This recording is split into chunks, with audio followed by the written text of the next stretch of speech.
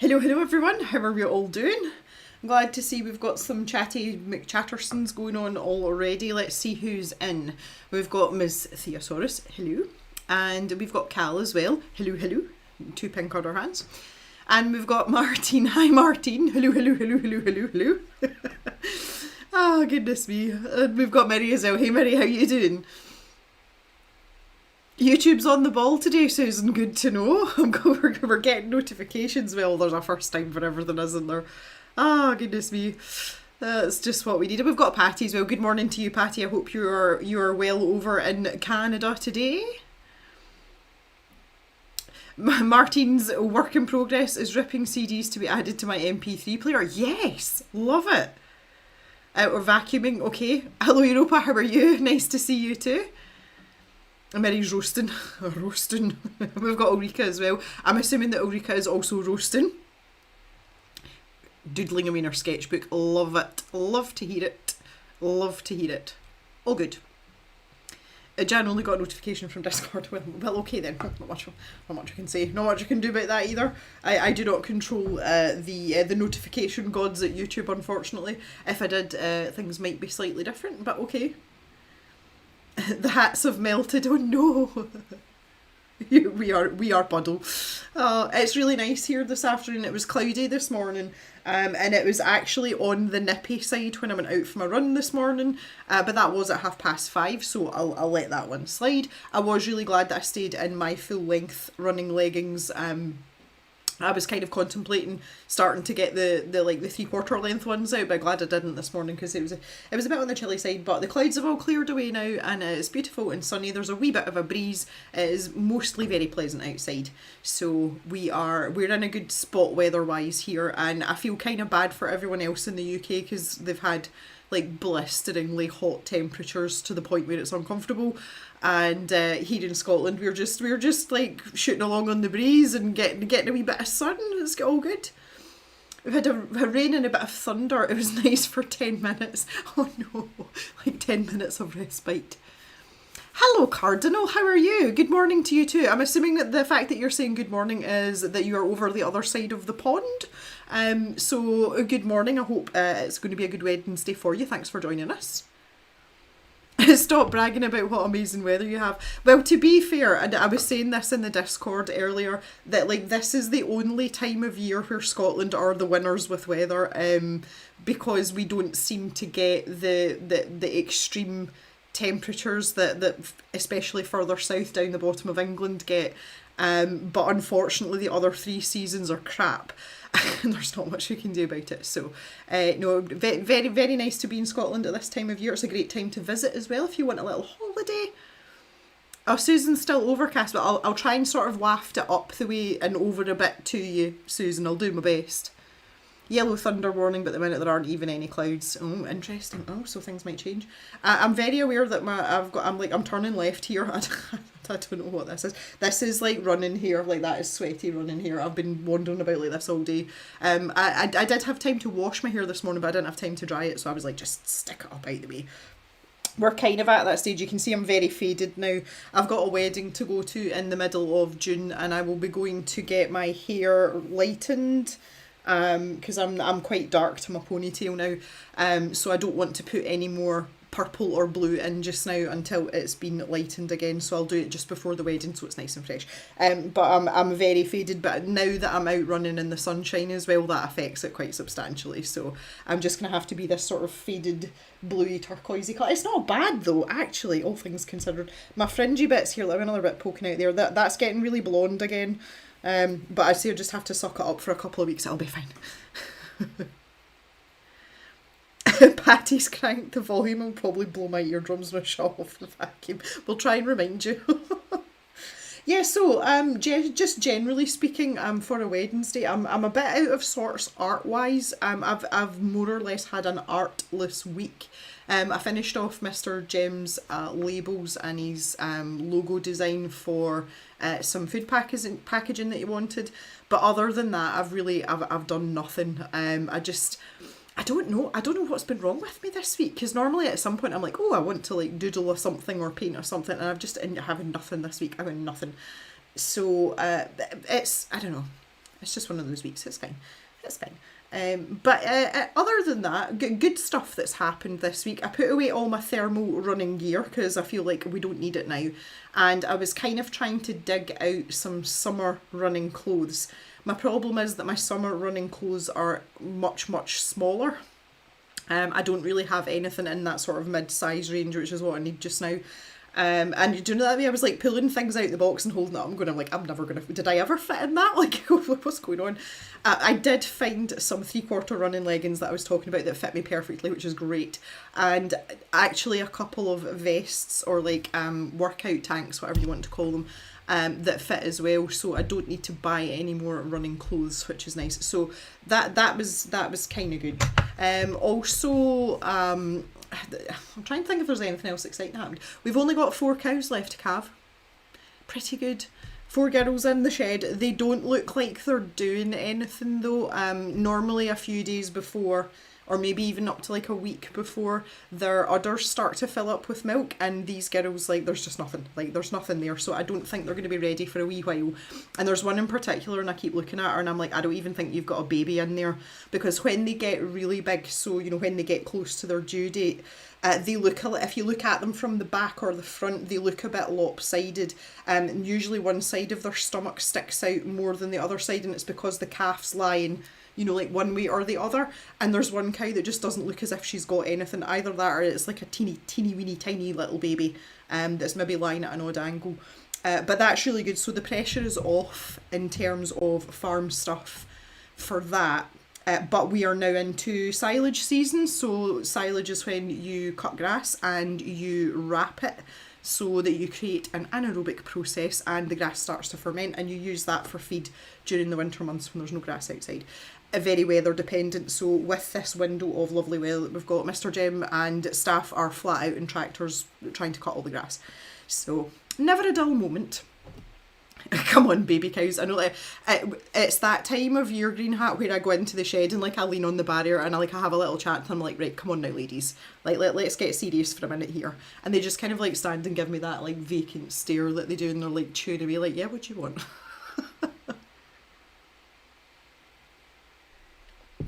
We shall see. Right, okie dokie. So in terms of what I decided to do today, I did want to kind of keep my promise of not starting anything new until I'd finished all my WIPs. So on that basis, fortunately or unfortunately, I don't know how you guys feel about it, but we are we're back to the gouache painting again. I have not touched this at all since the last time we did it in a stream. And I feel like maybe that would be a good starting point at least today. And I usually find that when I'm painting in gouache, that once I get started, it kind of like kickstarts a wee bit of inspiration or just motivation in general. So I thought we would maybe go for that. I've got all the usual accoutrements. So these are my green gouache paints, and this is my whites here. They were sat out from last time. These are the colours that I have been using in the Swedish tin cup. Got our little dragon friend here to rest our paintbrushes on. I've got all my gouache brushes and just the usual, the very high-tech palette that is my old knackered IKEA plate, a few rags, and my paint puck with water for cleaning my brushes, and a wee tiny bit of fresh water if we want to thin down some paint. You had a midwife like that when you were having your son standing having a chat with you saying, come on now, hurry up. Gem's the only one who can work with wet media at the moment. Everyone else's paint's already be dried out. It is a lovely temperature in the cage. I don't know what the exact temperature is. I don't have a thermometer in here, but I'm guessing like maybe 16 degrees Celsius. So yeah, we'll go for that. But it's very pleasant. The added advantage that I do have though is about 90% of our house, originally our house was much smaller and bits have been like added on like over the decades, but the majority of our house has a concrete base, like a concrete floor, so it's a bit like having a stone floor, and it helps to keep the place really cool. Even the floors that have got carpets on it, if you pull back the carpet and the underlay, it's concrete underneath, and that it helps in the heat and in the cold as well, just to kind of like trap everything in. So that's been really helpful. The extension that's been built on, that we had built last year, obviously it's been done to modern building standards, and it is insulated within an inch of its life, and it is boiling in there. We've got proper blackout blinds. I don't know if any of you know this, but Papa Jem, so my dad, he has a window blind business, and he's had it more or less since I was a baby. So yeah, we like, even if nothing else works or we don't have anything, we've always got good blinds in our house. So we've got some really nice blackout blinds, and they're yellow and they've got leaf patterns on them. I might take a wee photo of that and stick it in the Discord actually, because the fabric's really pretty. So basically when the sun starts to come round there, it was just like put all the blinds down, and it does help to keep it cooler, but there is a marked temperature difference between that part of the house and the rest of the house that's mostly concrete floors. It's quite something. Unfortunately, that's where the dogs sleep, so we have to like try and keep that as cool as possible. So yeah. Anywho, that was often a bit of a tangent there. So what I want to do with this painting today, again, I would really like to show you this original reference picture. So this was one that was featured in the Scrawler box, in the Scrawler zine. So today what I want to do is I want to work on this grass area here and really build up the sort of the you know, the growth, and I want to make it a wee bit wilder than what we've got here. So I'd like to get that done, do a little bit of work on the path and make it a bit more sort of 3D and less river-like. And I really want to put in my Jagged Dead tree trunk here, which I think is something we should keep. I might flip that over to the other side just because I really like my my shrub. I was still very impressed with that. So that's kind of what I would like to do today. We'll see how we get on. I'm not in a huge rush to get finished bang on at 5 o'clock this evening. So if we're getting on well, you know, if we're trucking along, I might just keep going for a wee bit, but we can see how it goes. So we will mostly be working in our greens, which is why I've kept all these to hand, and we can get a little bit of variation. Again, it's not imperative. Technically, if you're thinking about light sources, everything in here would be in shadow. So you would be thinking about darker greens, bar maybe round here there might be a tiny little bit of light that hits here, but we're not going to be too technical in that. This is just basically make it pretty, and you know that's what we like to do. So okay.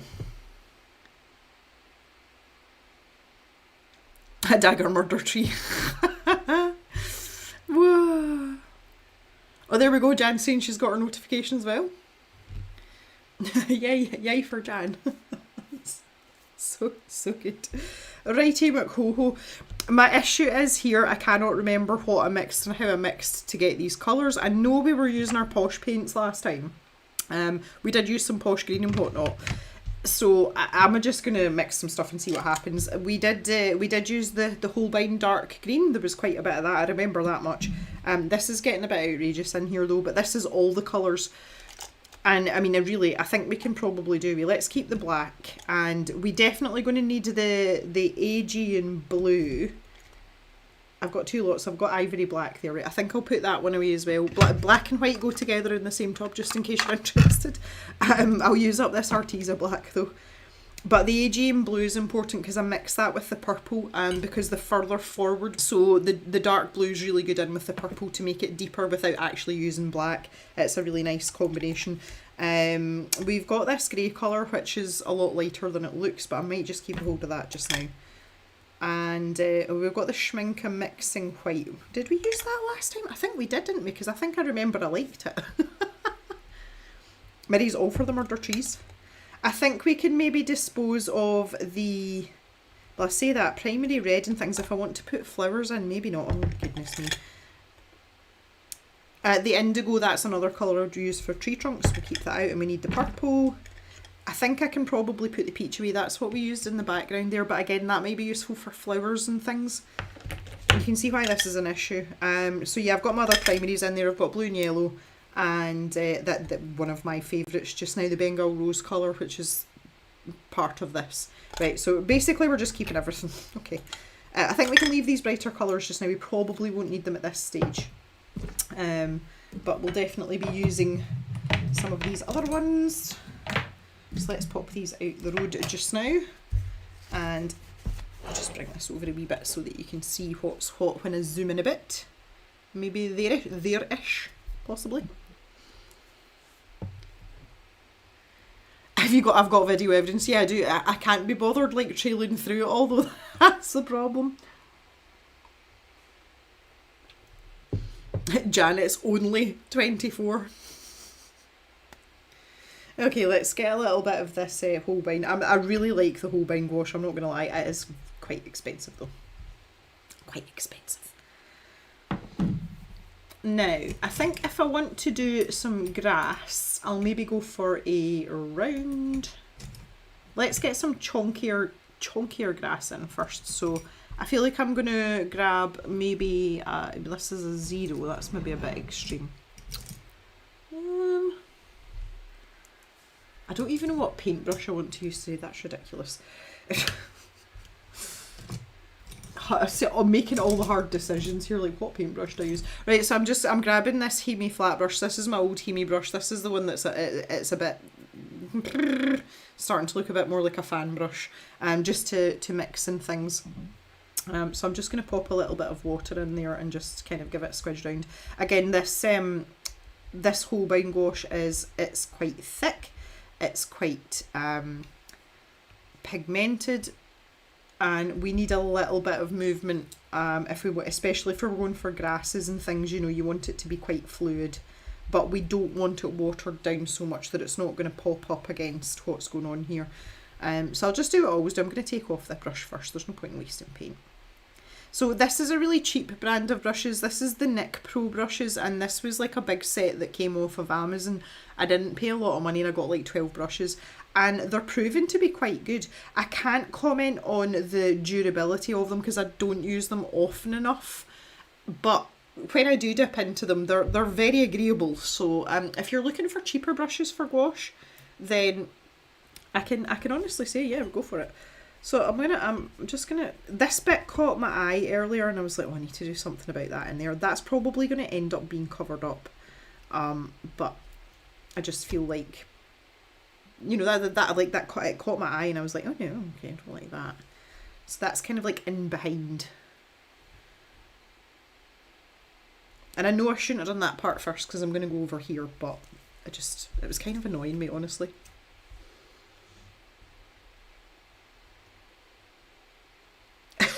I was just staring at green paint in the little jar and thought, when did Jem get that green needed eraser? No, it's paint. That's the, it's actually Winsor & Newton paint. The tube had burst, so I just tried to rescue it, basically. That's why it's in a pot. So in doing this is really more about texture, and you'll probably struggle to see it until it dries. But obviously this all looks like extremely smooth. And it basically, I don't want that like at all. So I want to try and build up layers so that it gives depth and just makes everything look a wee bit more interesting. So let's just have a bit of fun. Let's pop a little bit of that in there. Oh yeah. See, that looks lusherer already. Lusherer. Off to a great start. I'm going to be a bit more careful around these tree roots here. I would like them to kind of like still be a wee bit visible. But again, I might end up putting another dirty great big tree in there, who knows. But we pretend that there's going to be nothing in front. So that's something, I've never talked about this actually, but when I'm painting in gouache, I always think in layers. And as I'm working on each layer, I pretend that that's going to be the foreground. So I put everything in. Now, a lot of people don't do that because it is a bit of a time suck, honestly. But it just helps me visualise the whole picture better. And because I tend to go on a whim quite a lot when I'm doing stuff like this, if there's a place where, you know, there's like a bald spot or whatever, there's always something behind it. So that's it. I actually don't know if that's common gouache painter logic, but that's just what I do. You know, I just pretend that if that was going to be the finished image, I would be happy with it and not thinking, oh, that really needs something added in or whatever. So, 'tis just the way I work. And if it's covered up, it doesn't matter. I mean, I wouldn't put anything like particularly intricate in. You know, I'm not going to waste that much time, but like, you know, putting sort of grass textures in like this, it's like, oh, why would you not do that? Why not?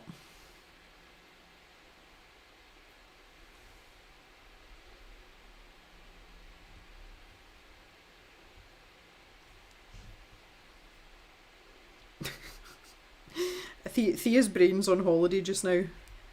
We've accepted that, haven't we, Thea? It's okay. And there's a reason for it, so I would be more concerned if there wasn't a reason.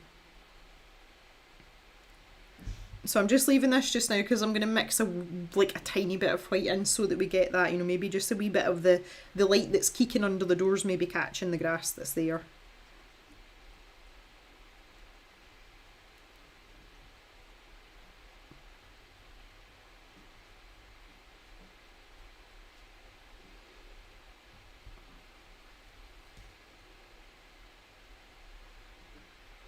There's something quite therapeutic about this as well.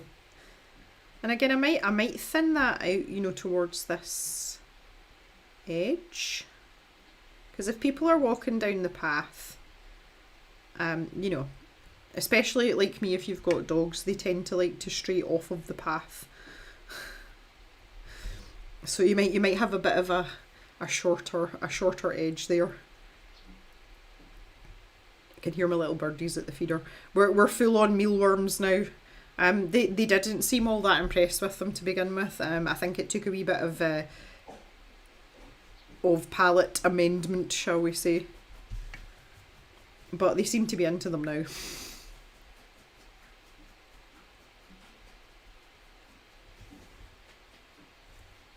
I'm not really going for anything in particular here either. I just want texture, honestly. Brush is getting a bit congested there. Just clean it off.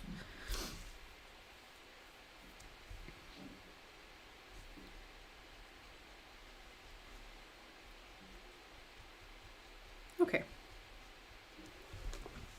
So you can see the difference between the two sides already. It's like, yeah, like that.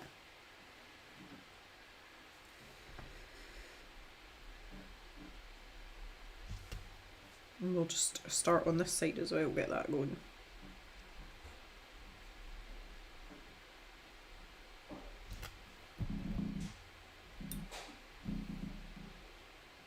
Ulrika's been soaking her mealworms so that the young ones can get some liquid. Ah, that's so nice. Well, we are due to have about a week's worth of wet days, so I'm not overly concerned. Again, it's not particularly dry here though, although it's nice. Nothing's dried out. There's still puddles, put it that way. So, but that's I will bear that in mind if it does get very warm, Ulrika. And I may do the same if we get like an actual mega summer, which we really do, but you never know. I talk about the one of the routes that I like to run is what we call there's an eternal puddle. So basically it's a farm track, so there's two ruts, you know, from the tractors and things going up and down. There's a raised part in the middle, and it's in a dip, and it's just constantly wet.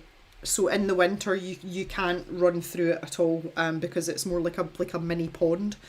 And I always get quite excited for when it dries up enough so you can walk through the bit in the middle, you know, the bit that sticks up. And I had to go and investigate the other day, and it's still wet in the middle, but it's dry enough and firm enough to put your feet on for running through without getting a wet sock.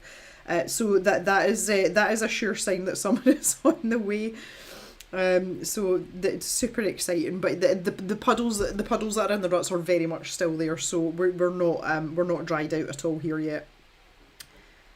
I'm trying to think if it's ever dried out completely in the summer. I can't actually remember, but I haven't run here in the time that we've been here in the summer, so this will be the year that I find out, I think, because obviously I wouldn't pay that much attention to it otherwise, because when I'm with the dogs I just walk round. And it's not, it's far enough away from the farm or far enough out from the steading, should I say, that it's not a route I walk every day. It would be for like a longer walk at the weekends or something. But it's one of those places you just automatically assume it's going to be wet and you're going to have to like climb your way like round the grass verge, which isn't fun, honestly. And it cuts off your running time as well. Most disappointing. None for me, thanks. Right, there's a question for you, Rika. The mealworms that I've got, see when you open the tub up, they smell fishy. Like, they smell of fish. Is that a thing? And why do they smell of fish? Because they're worms. I don't get it. It's absolutely disgusting. Pip thinks it's wonderful and wants to eat them, though. She's like, nummy, nummy. I'll have some of that, please. And I'm like, ew. Like, protein. They smell horrific. Like, they do actually smell horrific. Yeah, okay, it's not just me. It's like, are my nostrils playing tricks on me, or is my imagination just running away with me? But I'm not very good with strong smells for someone that lives on a farm. Yeah, they're pretty rotten. But I don't know why. I think we might have to do a bit of investigation into that, or we can find out, like, why do they smell fishy? Yeah, Theo's like, but.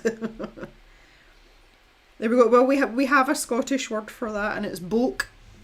You know, if something makes you like feel a bit sick or makes you retch, it gives you the bulk. Again, another very descriptive word from our language. Okay, let's. I'm quite happy with that. That's dried down nicely as well. Yeah, I might actually just leave that like that. Okay, let me just wash off this wee mixing brush here. I'll squeeze out a wee bit of white. Apparently it's because they feed the mealworms fish flakes. Oh, okay. See, that was something else I never understood as well, like fish flakes, as in fish flakes that you feed to goldfish. You know, they come in a tub. Why do even tiny fish eat other fish? Because they smell fishy too. Okay, right, let's grab some white. I'm going to stick with the fancy paint, so I'm going to use the Schminke Mix in white again. It was fun. And I'll pop this down. Not that you can see, it's in the bottom right hand corner of my palette. It's here. Look at the colour of that water already. Ooh. But I want to do this extremely sparingly. So like, oh, that much white. And then, oh, that much green. Ooh. That might almost be too white. I need to, this is starting to dry, so I need to get a little bit more in there. So now I need to find the balance between adding water and not diluting it too much.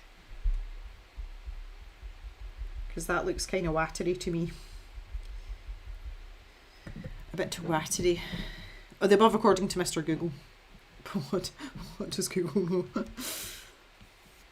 And do you know, that's the thing with Google, especially like the AI responses. Some of them seem to be absolutely spot on, and others, you just like take a look at like the first 3 words and you're like, what a load of nonsense.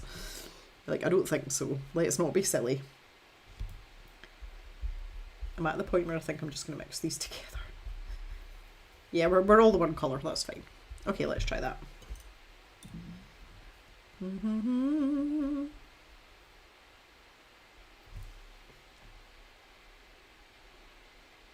It doesn't look much different. We'll wait and see when it dries though. Maybe intermingle a little bit here. Intermingle. It looks better on the camera right now than it does to my naked eyeball. This is a great wee brush for this. I need to remember that and try and use it a bit more often. It's got a really nice belly to it for such a small brush, and then it's got this lovely wee tip on it. See, for cheap brushes, can't complain. Can't complain at all.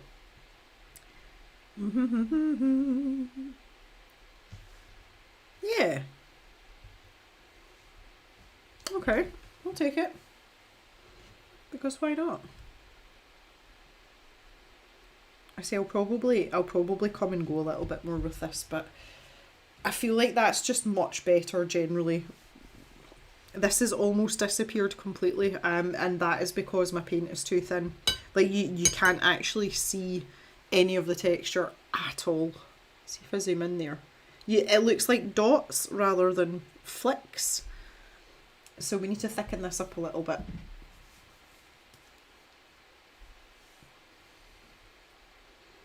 Don't know what you're talking about, Jan.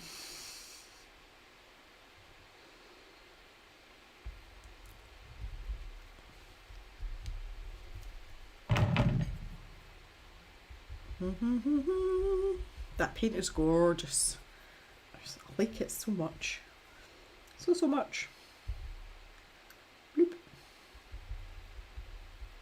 Okay, this is much like a much more like paste consistency here. Like a big glob. So let's see if we can make this just a little bit more textured. Oh, that was a bit heavy-handed there. That looks a bit better, okay. I now have too much paint on my brush though. If you overwhelm this little brush with too much paint, you just get like big blobby bits, so we don't want that either.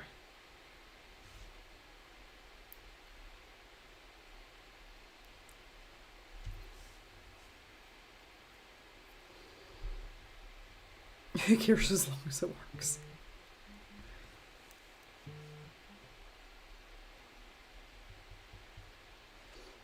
Jock's in his little bed, like down under here, in his proper orthopaedic bed. And he's fast asleep and his little flippers are going. He's having a wee dream to himself. Bless him.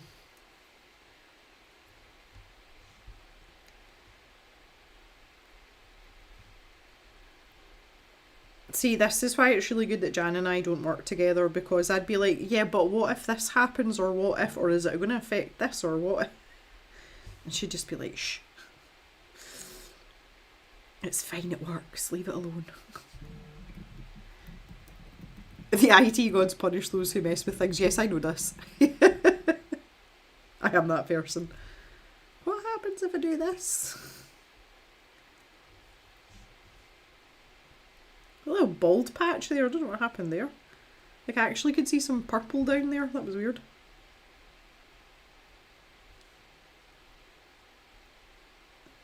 Yeah, I'm a bit happier with that. A bit lusher.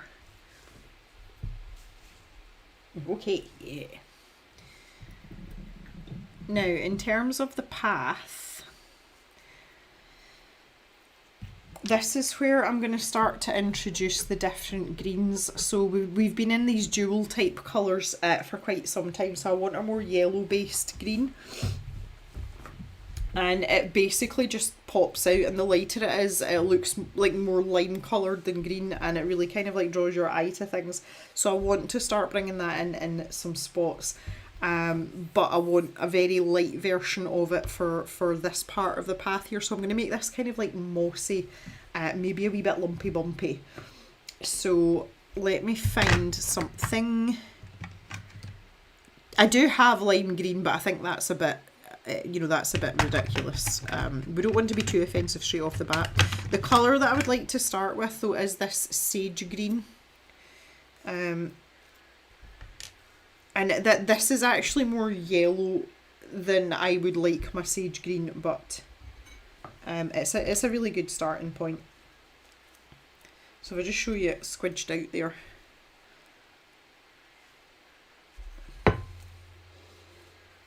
See, I just want this as a starting point, so I want to grab a slightly more knackered flat brush. Not as knackered as the Hemi brush that I've been using to mix with, not that knackered. But yeah, we want to grab one of those. So I've got a scroller box one here, that'll do nicely. And we want to keep this quite dry, because we want to get like a sort of textured effect. So I like to kind of like ruffle the bristles a wee bit and just kind of separate them. Pea soup.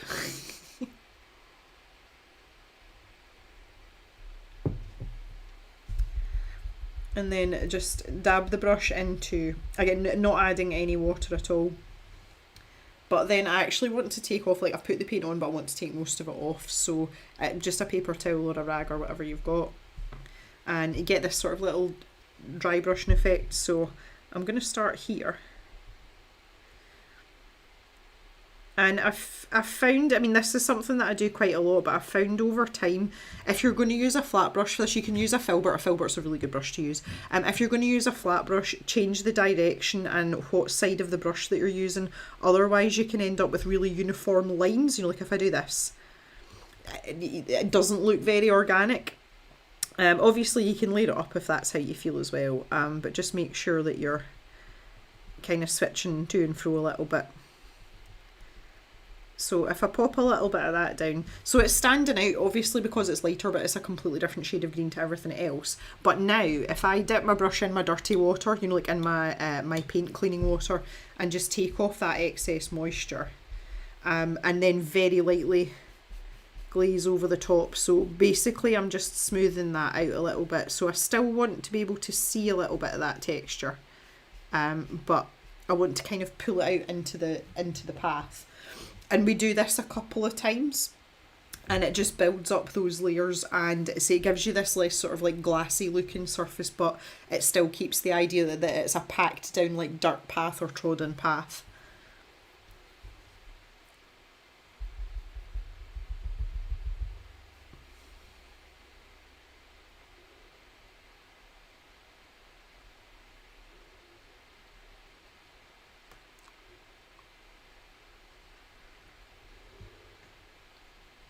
Because two things can be true at the same time. There can be mossy parts, but it can still be walked on. Let's put that back to manual focus now.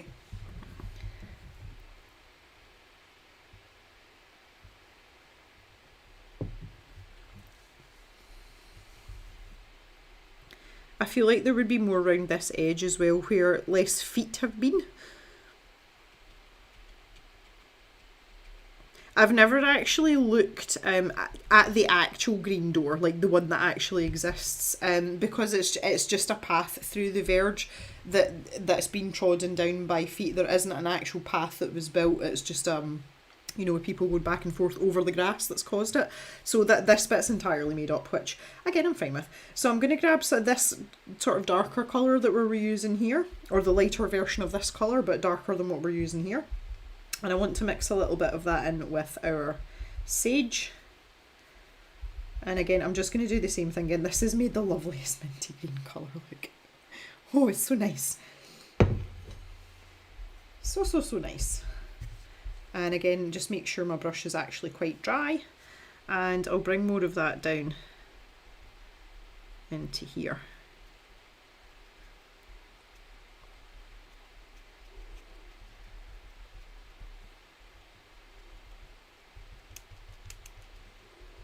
At the bottom, and we can add in even more of our original green colour, so just to darken it down a touch.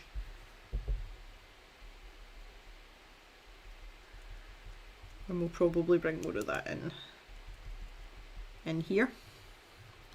And I'm going to do that once more, so just darkening it down again. This paint is very dry now. I think it might be warmer in here than I think it is, because this is drying out. My palette's drying out really quickly. Right, let's try for that. Okay, good.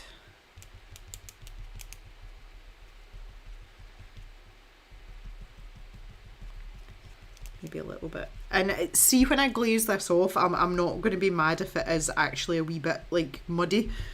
That's kind of part of the charm. But muddy in fun colours like this is better than muddy in like browns and greys. So again, same thing, just a damp brush. Sweep it out a little bit. We'll tidy up these edges, that will be like in the next couple of layers. But again, if we just kind of like pull that in tiny little bit. I feel like there's too stark of a line here, like between the darker part and the lighter part, so I'll maybe just bring that up. Like it's just a wee bit. Kind of like graduate it out a bit.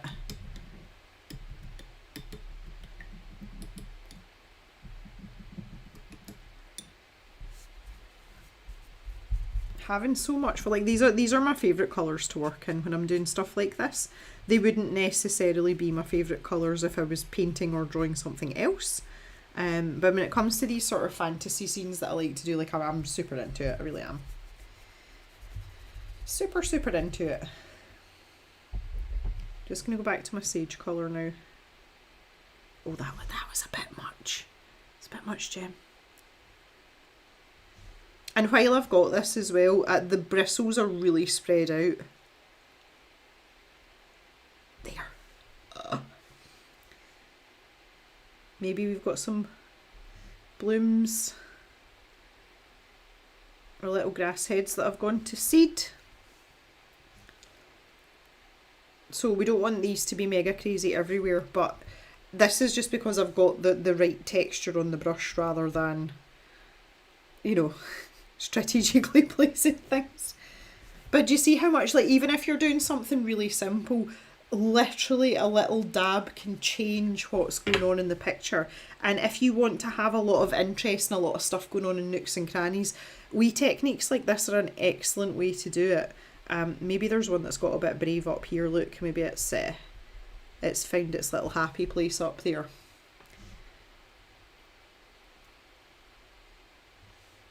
This is kind of making me want to line the whole path, but I'll probably regret that later. But let's maybe put a little tall skinny one there.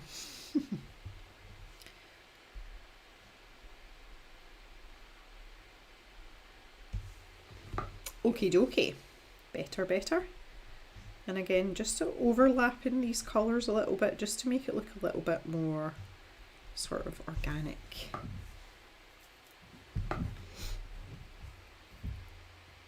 Looks a bit water lilies.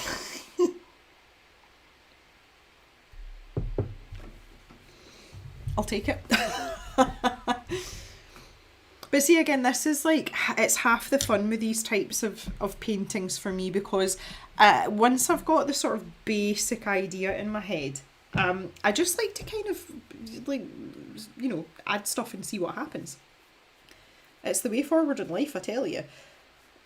Again, most of you know that generally speaking, with my lifestyle, but also how I am as a person, I'm very regimented.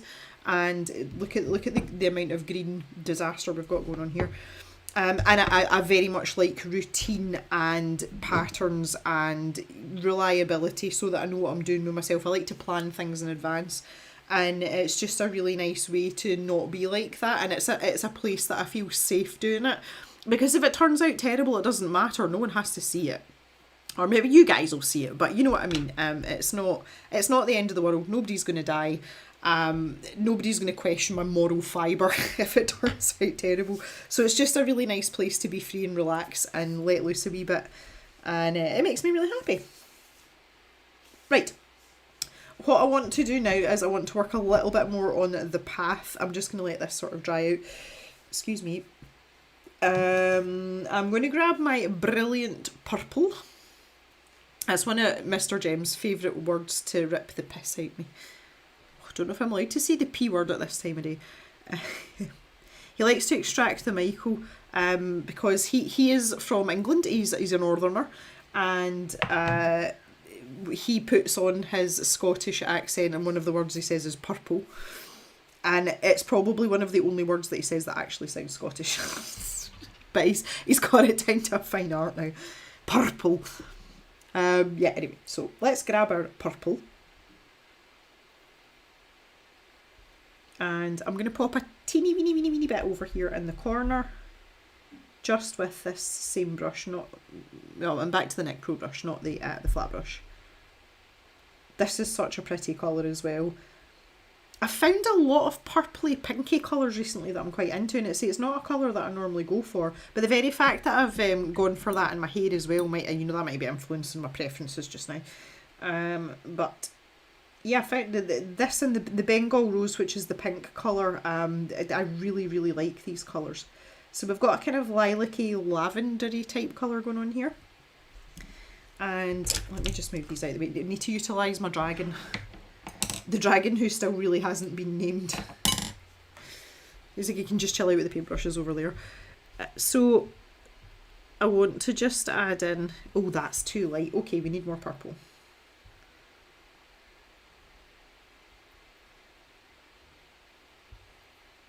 Just get the excess off there.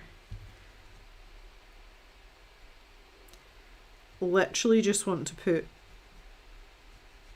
some texture in to make it, again, less sort of glass-like smooth. I'm crossing over to the dark side. Are you talking to me, Cal?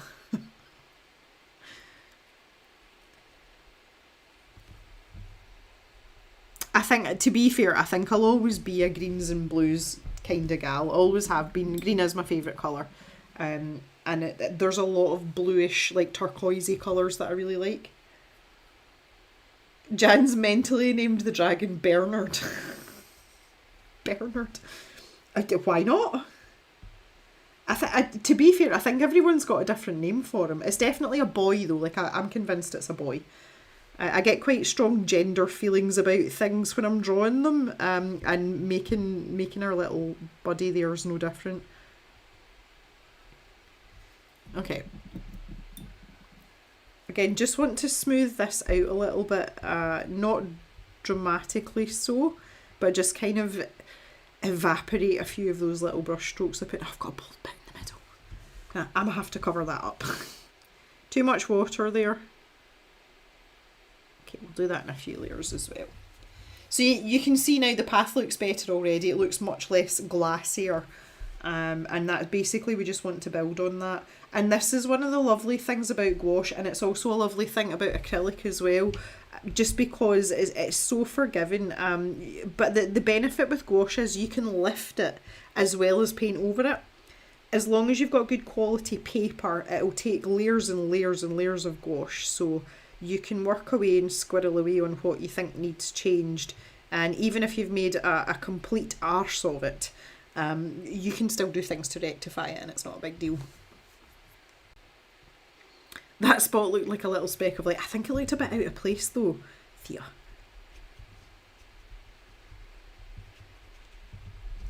See, that to me looks better already. I'm much happier with that as a path, because all of us have to be happy with a path, you know. Oh, goodness me. Right, so adding in much more purple now, make this much darker because we're down at the front here now. I want this to be a bit more sort of intense and gloomy, because I actually quite like the gloomy. Again, just the same thing. Try and take most of the paint off that. Bit of a damp brush. And just have a wee squiggle with our paintbrush, like squiggle. I know that's not technically a gem sound effect, but it's getting close.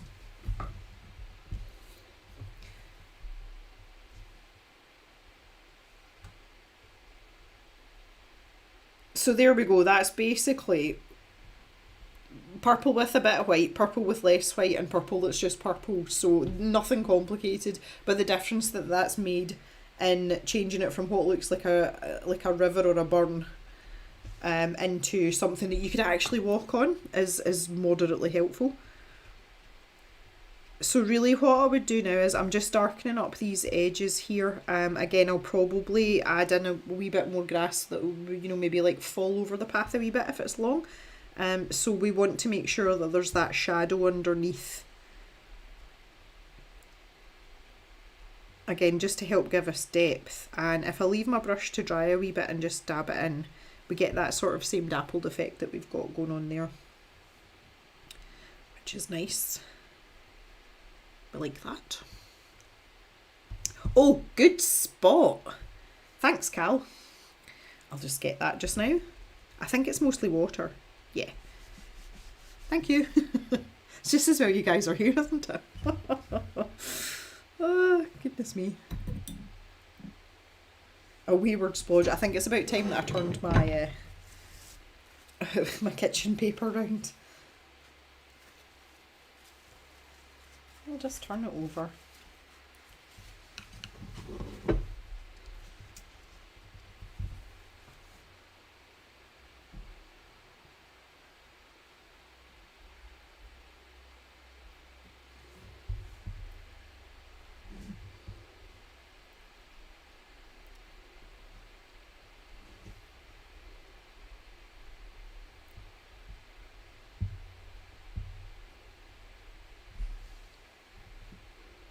Maybe in here a little bit as well. I'm trying to avoid that really light patch just because I wanted like a weeny bit of contrast in there.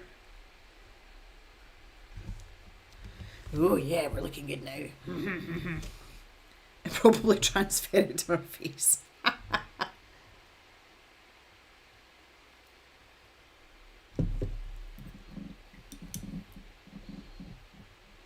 Well, yeah, I mean, you know, when you're talking about the spasmed hand brigade, you just never know. I was actually explaining this to a work colleague the other day, but they didn't know that I painted or drawed in my spare time. And when we were talking about it, they were like, "Oh, you've got a dodgy hand, have you not?" And I'm like, "Yeah, I do." And it's hilarious when I'm like live streaming and my hand just goes, "Ha!" And I was like, but we make a joke of it and we go like Bob Ross and make it into a happy accent, and she could not stop laughing. Because even if you're not an artistic person, like everyone knows who Bob Ross is. And she thought that was absolutely hilarious. So I'm glad that I tickled her, because her being tickled and starting laughing like made me laugh as well. And she's like, I'm like, I don't know how you can cope with stuff like that. I'm like, I've been doing this a long time now. It's fine. I was like, plus I said, I've got a safe space. I was like, the people that are in my live streams, we're all good people. Like, we are in such a good corner of the internet. At some point, I would love to show you the wall. See this wall here? So this wall is white. And you should see the number of paint splodges, pencil marks, and just general chaos that's on that. And obviously it's all because of my hand. It's starting to look moderately artistic and abstract at this point. But yeah, and interestingly, it's mostly dark colours. It's like dark blues and greens. There's a surprise. Maybe I should make that into something, I don't know. Well, the hand spasm instance, they seem to peter out over the warmer months, and I think it's just because I've got like more movement, and it seems to give me like better motor function control. Whereas when it's damp and cold, my hand is really stiff, and it takes me ages like to get it going, and I'm like forever contorting my fingers to try and get things moving. An ongoing modern art piece, yes. Hi April. You've missed about 45 minutes. I'm glad you're here though. Yeah, out the window. Jan does throw herself quite well, doesn't she? Yeah, it's and I think as well, Mary, I don't know if you're the same, but the older I get, like as the years go on, it seems to get worse and worse every year. But yeah, it's one of those things as well, like it doesn't actually bother me. I talk about it quite a lot on the channel, but it's just because, you know, our sort of mantra here, apart from we like to play with art stuff, is art should be accessible to everyone. And just because you've got something that might impair you slightly doesn't mean that you can't do it. And that's why I talk about it. Like, obviously, I'm not looking for sympathy or anything. It was an injury that happened well over 10 years ago. And I've just kind of got the, you know, the after effects of it now. Most of the time, it's really funny. I very rarely, like, injure myself. And most of the time, it just, like, gets a giggle. But I don't want anyone to think that, you know, just because I've got a finger that doesn't work or I've got arthritis, that it doesn't mean that you can't draw or paint or just create something. You find workarounds, and you also find your limits as well. I mean, that goes with anything, let's face it. But if you have an impairment of any description, you learn to know where you can go to, the things you can do and the things you definitely can't do, and you find like little tricks to help you get through it. And if it means you can enjoy something, then absolutely, like, you should be doing that. But I don't know, like, I think that's a fair point to make, though. Like, I don't mention my hand because I'm looking for sympathy. Like, it is what it is. Your joints are definitely getting worse the older, yeah. Well, I was told the same thing as well when I had the initial conversation. It was like, straight after the surgery, it was like, your surgery's been successful, because there's a lot of nerve damage. Nerves take a lot of time to regrow, and there's no guarantee that everything will go back to normal. So it's basically wait and see how you get on. So then I had an appointment, like, you know, a fair bit after, once everything was actually healed and my hand looked like a hand again.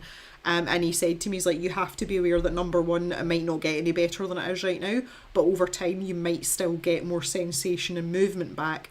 But also, because you've had 3 surgeries, there's every chance that later on in life, even if you get full movement and feeling back, that later on in life it will be, you know, you'll know that you've had that surgery and you're more likely to get arthritis, that kind of thing. So it's just an ongoing thing. But it's, unfortunately for me, it was my dominant hand.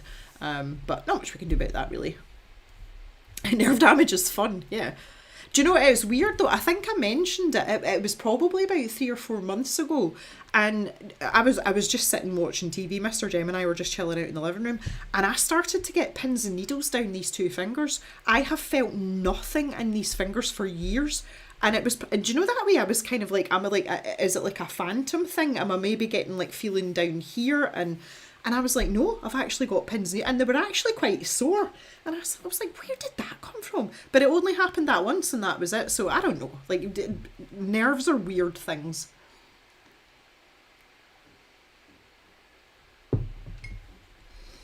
But yeah, I like, day to day, it doesn't stop me at all. I'm finding out there's an odd time now where I can't open a jar lid because I don't have much grip in this hand now. Like, my grip isn't very strong.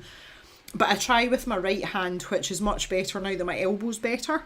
So I normally manage with that hand, but there's just every once in a while I've got to wait for Mr. Jem and be like, fix the jar, please.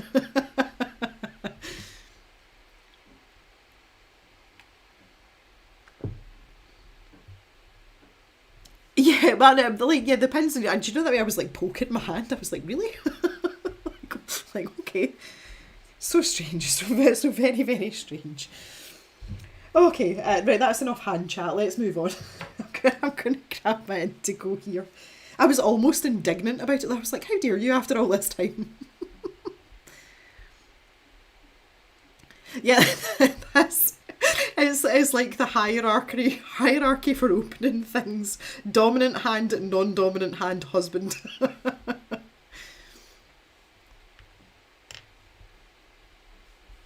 Yeah, because he can't feel the damage. Yeah, no, I can quite believe that. But to be fair though, I didn't have any pain because everything was dead. But for a while afterwards, it was actually like round my knuckle joints up, because one of the things I had done in my surgery, it was a complication.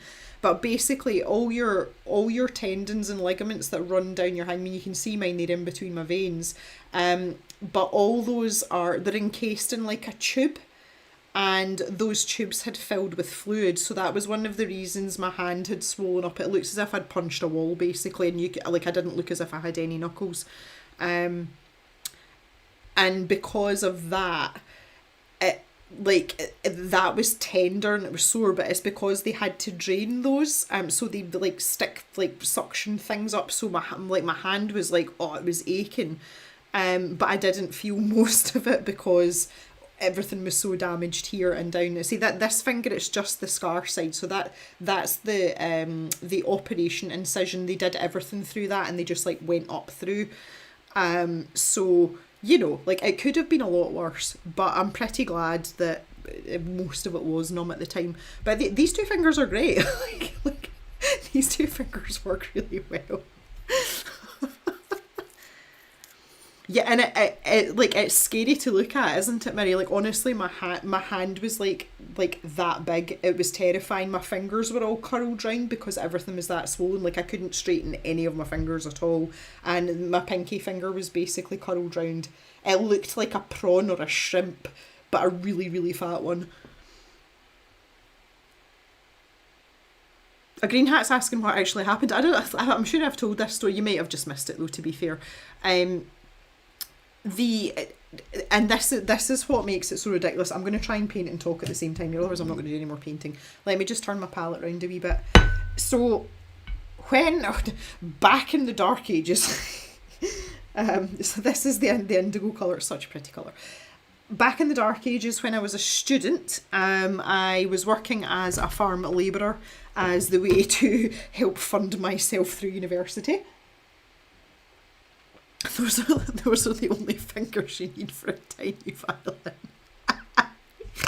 Oh, Patty, that's amazing. Oh, that's hilarious. Right, okay, I'm back to my mixing project. Tiny violin. That's even funnier because I can play the violin. Anyway, so I was working as a farm labourer, and the farm that I worked on belonged to, well, he was an acquaintance at the time. I remember we're friends. Okay, we'll say friends. I'm just mixing some purple with the indigo here. And when I was at university, he was like, yeah, you can come and work for me, pay you hourly, But because it was a small farm, you had to kind of do a bit of everything. So you never had to do anything on a big, massive, like industrial scale, but you kind of had to learn some skills in a little bit of everything.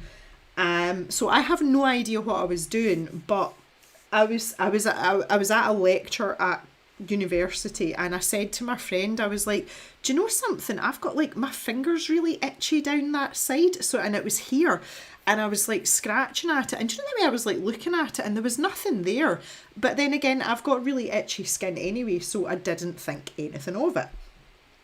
Right, now this colour here, I just need to put a wee bit of water in it. That's a really pretty blue colour we've made. Let's get it more purpley. Okay, that's better. That's not. I'm pointing at this part, not that part. Yeah. So I never thought anything of it, and then it stopped itching. So I was just like, okay, whatever. My skin must have been bothering. Maybe I'd like brushed past some nettles or something. And a couple of weeks after that, I was unsurprisingly, I was in the pub, and my boyfriend at the time, he was a bar manager. He ran the pub, and he had a very, very rare night off, and there was a quiz on at the pub, and he said, do you want to go to the pub quiz? He had a very tight knit group of friends that he'd been friends with since he was at like a primary school, so since he was really small, and they were great fun to go out with. So I was like, yeah, absolutely, 100%. Doesn't matter whether I've got a lecture in the morning or anything, like, yeah, absolutely up for a night out. So we got there, and it was the place was really busy. So we were in his pub, and it was super, super busy, and it was really, really hot. And about halfway through the night, I would just like to point out at this point, this ring that I wear on this finger, I used to wear on that finger, so that's where it was. And I felt as if it was getting really tight, and I said to my boyfriend at the time, God, it really is warm in here. I was like, my fingers are starting to swell up, and I showed him like my ring on my finger, and you could see it was, my finger looked a bit sausagey. Obviously had several pints in me by this point as well, so really was like, you take your cardigan off or whatever it was I had on, and have a cold drink, like have a pint of water, etc. So that was fine. Got merry, maybe more than merry, got very drunk, went home, went to bed, and I woke up in the morning and this finger was that in that position, and it looked as if someone had sliced a ping pong ball in half and put it like over my knuckle joint. It was like that big. And I was like, oh, okay. But on that side there was a tiny little bump, like on the ping pong ball, and I was like, oh, that's not right. So I'm thinking to myself, I've obviously like caught it on a branch or a thorn or something, or maybe got some like cow poo in it, some dirt in it. It's probably infected. I need to go and get it lanced and, you know, get some antibiotics, etc. So I said to my boyfriend, gonna have to go to the hospital, like can't go to the doctor with this because that's swollen up really quickly. And I drove myself to accident emergency. And when I was triaged, the nurse said to me, she looked at my finger and she's like, take your shirt off. I was like, I beg your pardon? And she's like, I need you to sit down and take your shirt off. So I unbuttoned my shirt and she poked me like just under my collarbone. And she's like, can you see those purple dots at your collarbone? And I was like, oh yeah. And she said, that is an infection and it is tracking its way to your heart. And she pulled my arm out straight and you could see it like all the way up my arm coming up here. And she's like, you're in trouble, you're being admitted now. Have you driven here? Because if so, you need to get someone to bring you an overnight bag and come and get your car. And I was like, oh, Jesus. But I felt fine. And I was starving because I'd been drinking the night before. Like I was going to go for like really greasy hangover food, and she's like, oh no, you're not going anywhere. And that's how it started. I ended up in hospital for 3 weeks. 3 surgeries later, borderline sepsis. I was a very, very, very unwell human, and I was also very depressed in hospital as well. And basically I had some sort of bacterial infection, and the thing that's always frustrated me is they never told me what bacteria it was. And it was kind of important that I knew that, because at university I was in a lab. It's a bioscience degree I've got, and I was working with staphylococcus. I was working with like proper like infectious bugs, and I'd asked them specifically, I said, can you tell me what it is, because if whatever it is something I'm using in the lab, I might have picked it up in the lab, but also I can't go back into that environment and keep working with these bugs. And you know, this was my second year, and I had exams and stuff I had to pass to get into my degree year, so it was really, really important. And they were like, no, it's just generic something or other. And I was so pissed that nobody could actually tell me what it was. I was like, God damn it. So yeah. And the first surgery they did under general anaesthetic, and it did local anaesthetic, and it didn't work. It did nothing. It just made my hand sorer. And then all the fluid and everything started. So I then had a second one under general anaesthetic. It was an ordeal, but even when I went in, I was expecting to be in hospital maybe like 2 days and then sent home, you know, like all bandaged up. And the fact that it ended up at 3 weeks and lost part of the use of my hand, like it was quite a thing to go through, on top of the fact that I was worried that I wasn't going to get into my degree year at university. So I had like a final exam that I had to sit, a written exam, and I was given a scribe for that because obviously I was all bandaged up, I couldn't write, and my lecturer recommended that I didn't actually sit the entry exam for the third year, and told me to take a year out and just resit the section that I'd missed, you know, like defer for a year to give me a better chance of passing, and I was just not having it. So I basically crammed with my big bandaged hand, and I was absolutely like away with the fairies on painkillers and everything. And I crammed for that exam. It's really difficult to sit an exam with a scribe. I don't know if any of you have ever had to do it, but I've learned that what my brain's thinking that transfers to my hand is one thing, but what goes from my brain to my mouth is completely another. And I found it so difficult to explain to the person that was my scribe what I was trying to say. And that was someone that I knew. It was one of our lab technicians that did it for me, so I knew, I'd known her for 2 years. So it was quite the experience. I passed that exam with 1 mark to spare. If I had one more wrong question, I would not have got into my degree year. So it was quite stressful. And the aftermath now is obviously where we are now. The original injury, it could have been anything. It could have been a thorn, it could have been a scratch, and like dirt had gotten into it. it was so dramatic out of nothing. And see, the fact that I'm left the way I am, and that is literally it, that tiny little scar there that you can see, that tiny white line, that is all that I've got to show for it apart from a hand that doesn't work. It's absolutely outrageous. The funny thing was, though, the ward that I was in an orthopaedic ward because it was my knuckle joint. And there was like 8 beds in the ward, and I was surrounded by these older women that had hip replacements. So none of them could walk, but I couldn't do anything with my hands. So we started like a barter system. I was like, I'll walk and go and get you your newspapers, but can you cut my food up, please? Absolutely hilarious. And the lady in the bed next to me, she'd lost her glasses and she couldn't see the clock on the wall. And one of the things that was left behind was my watch, because I wear my watch on my left wrist, even though I'm left-handed, and I couldn't put my watch on my wrist. So I said to her, I was like, can you read my watch? And she's like, oh, I'm fine, close up. And I was like, well, here, until your family like bring you a bedside clock, have my watch. And she was like, oh, this is great, and like putting my watch on and everything. Absolutely hilarious. No, the hospital did not cut my food for me. There was one auxiliary that was really, really nice, and I remember her, and I don't know why her name was Mavis, and she was an older lady, but she had like a purple rinse in her hair, like proper old fashioned like perm with the like her hair was like this colour. And she was lovely, and she used to call me Pet, and she's like, do you want me to cut your food up for you, Pet? And I'm like, yes please. But I think they made an assumption a lot of the time that I was right-handed. And like I was absolutely useless with that. I've gotten better with it now. But yeah, what an experience, my God. But the thing I struggled with most was not the injury, it was the fact that I was still lying in a hospital bed when I had an exam coming up, and it was like 3 weeks is a long time in hospital.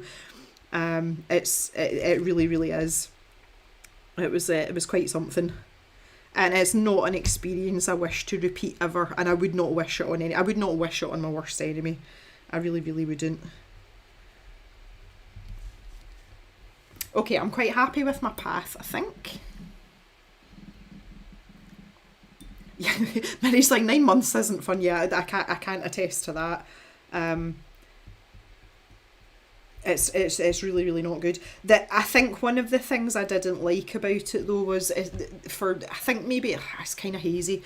The first 2 weeks I was on a lot of painkillers, so a lot of the time I was kind of like drug addled, and I couldn't piece things together, like who'd been to see me, and like my timelines were all jumbled.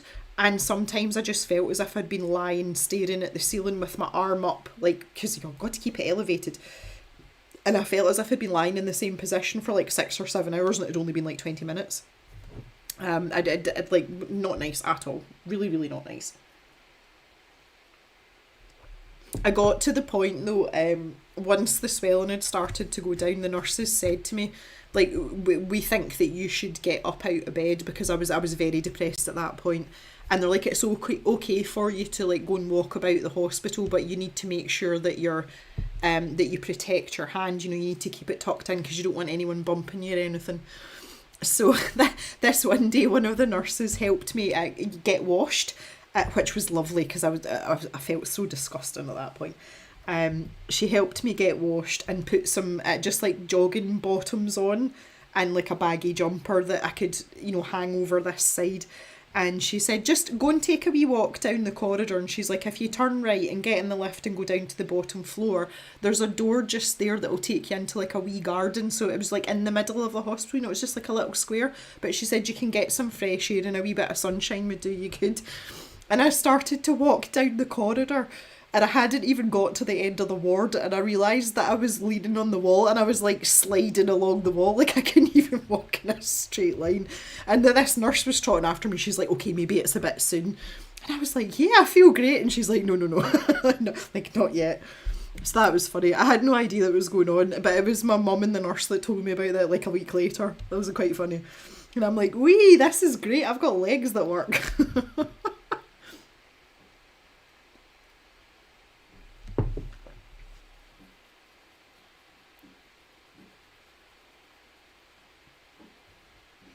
That's one thing, the time of year that I was in hospital, it was like February, so it was fine. When I was in Cyprus with my broken elbow, oh my word, the ward was like as hot as the pits of hell. It was terrible. So you just took all the kit with you, Mary. I love it. Right, okay, I think I might be done with my path. I think that's fairly good. Let's have a wee bit closer.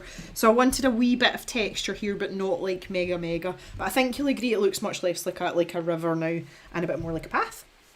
And this texture's come up pretty well as well. Quite happy. Just have a wee pat to see how it's going on. Right, okay, I'm good with that. I'm going to take a wee break just now. And when I come back, I'll put in our murder dagger tree. I'm still not convinced what side I want on. I think I kind of want to put it in here. Might be a dangerous tactic. So I might stick that in, because I've got a bit of a bald patch there as well. Like that would work quite well there, wouldn't it? So I would like to put that in, and then finish off the details on the grassy part. So you can see here where I picked out like slightly lighter colours and maybe some fun colours for some blooms or something like that. And I think that'll probably be enough for today. If I do manage to get that done today, I think the next time I come back to this I'll be able to get it finished, because it'll just be the foreground to be on with. So I think I'm relatively happy with that so far. The Cal stuck with the water lilies. Just before I go, I meant to ask again, Green Hat, you don't have to share. Have you recovered from your surgery? Because I know you had some sort of surgery recently. Are you on the mend, or are you back to normal? I meant to ask you that before and I forgot last time.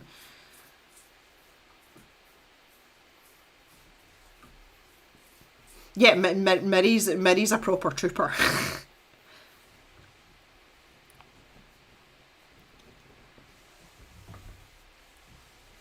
Oh, look, Theo wanted to ask as well. Oh.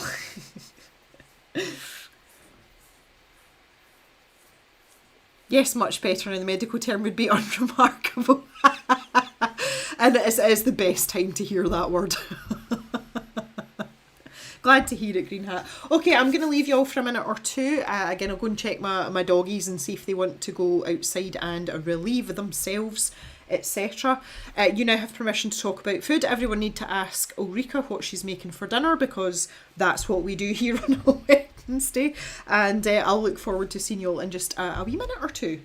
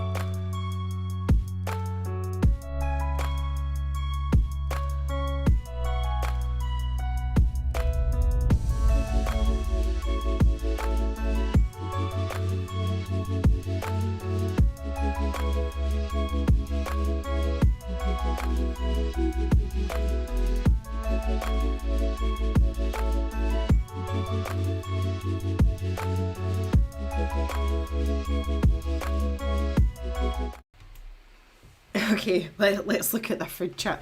I made an executive decision while I was through the rest of the house to pour myself a Jack Daniels. I need to tell you about the wine incident. I had a wine incident. But let's see what everyone's eating first of all. That's far more important. April's never unremarkable. That's funny. Greek food for birthday dinner. Oh, Patty's birthday. Is it actually your birthday today, Patty? You never told us. You never told us. A green hat needs inspiration, it's too hot to cook. Oh. Simple dinner as it's too warm. Okay, I see a theme here. I have a gammon joint in the slow cooker, which will then be basted with marmalade. That, to be fair, that's quite... Oh, rolls and salad. I was going to say gammon, like roasted gammon. That's quite a heavy dinner, but okay, that makes sense now. Jan's having a cheese salad. Mary had Kentucky barbecue chicken, new potatoes, and Italian courgettes. Dinner is lunch for Mary, for the rest of you. Tea is dinner. It's complicated. It's okay. Something small and light later on, that's good. Greek flatbreads and dips. Oh, that sounds good. I like that. We had on our very hot day, which was Sunday, we had tuna pasta. Mr. Jem likes, when he's working a lot outside, he sometimes just doesn't want to eat hot things because he's hot already. So, yeah, a crisp sandwich, yes. Oh, tomorrow. Okay, I shall remember to wish you a happy birthday tomorrow, my dear. Cheese and onion. Oh no, cheese and onion. That's like no. I'm very much a salt vinegar person. And you're going to see, yeah, okay.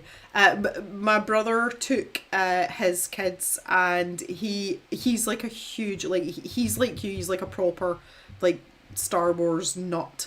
And he was dreading going because he thought it was going to be terrible, and he said it was actually really good, so now you know. Blackberry Jack Daniels, yeah, it's absolutely awful.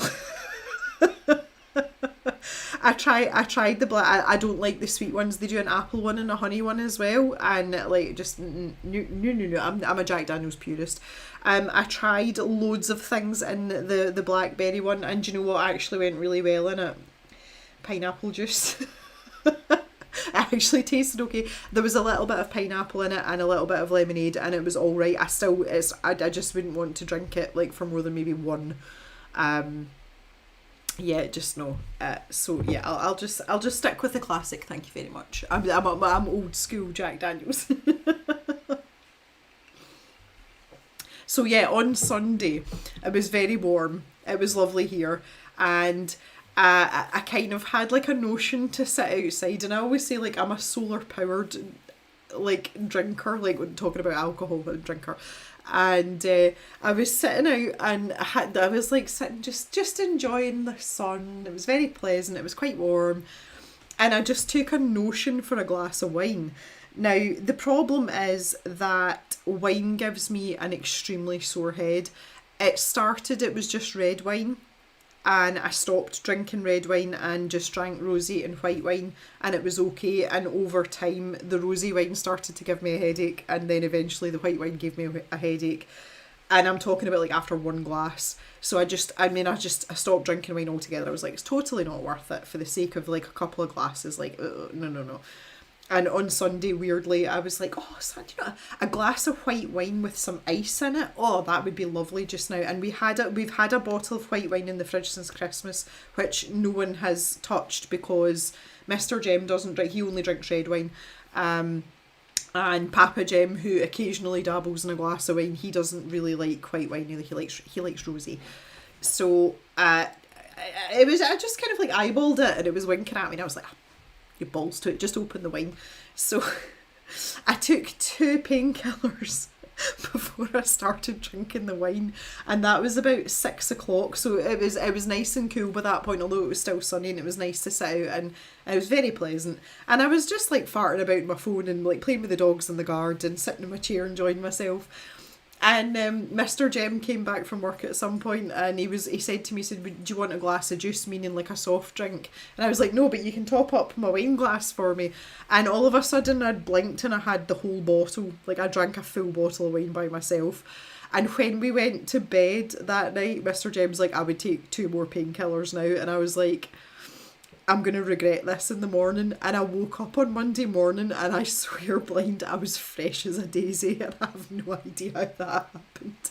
Do you know what I mean? I kind of like opened one eye, and I was like, oh. And then I was like, I feel okay. I was like, oh no, I actually feel quite good. I was like, yes.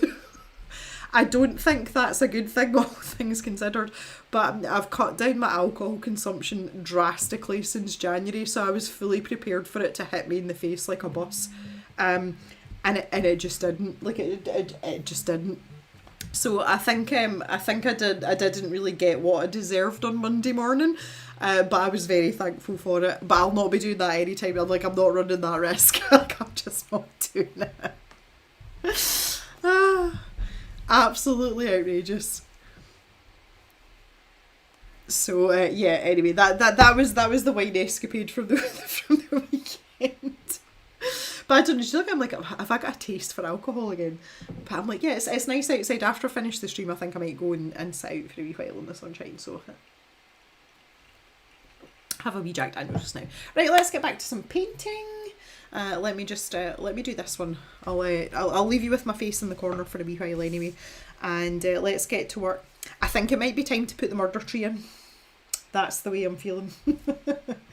So I'm gonna go back to this this indigo colour, which I've got some of here, and mix in this purple. Like, we're completely dried out now, there's no saving it.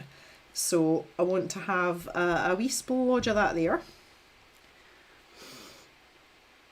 What's vibrating? It was my watch. I get notifications through my watch.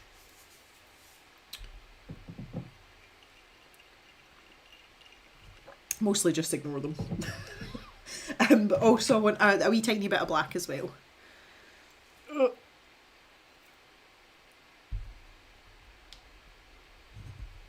Like that much. You can't really see much of that colour difference there between the purple and black, but it's there. Right, get my wee mixy brush out again. And let's see. Now this is something that I've had to learn over time, because as I say, I work in layers, you know, like you would in digital painting. If I want to put something in this sort of mid area between what's here and what will be the foreground, and if I just demonstrate here, you can see this looks almost black here. I need to find the halfway point between those two, and sometimes that takes a wee bit of trial and error. But again, the good thing is you can paint over it because we've got opacity with the paint. You know, it's not critical. It's not the end of the world. So I definitely want more blue than purple.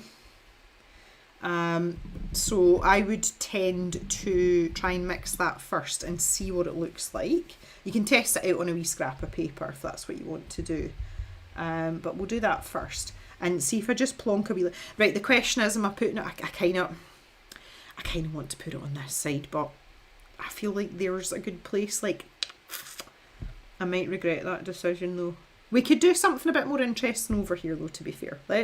Let's go for it here. So I'm just going to put a little line down there, and I am going to let that dry and see what it looks like before I make a decision. It's definitely darker than this. I don't want it to be too dark though, because I don't want to end up mostly black for the very front facing features. Cal's got purple and collar per arm. Hi Jules, how are you? Nice to see you. I didn't see you sneak in there.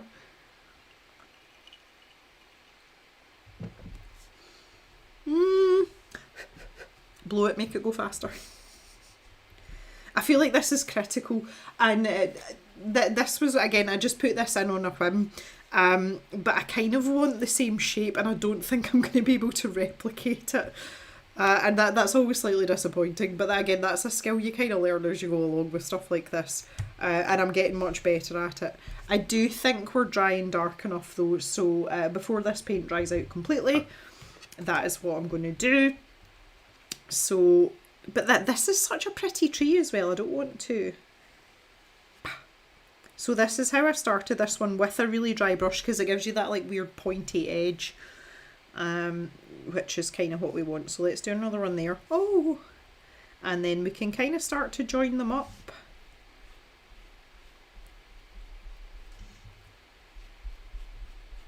And we'll have that finish about there.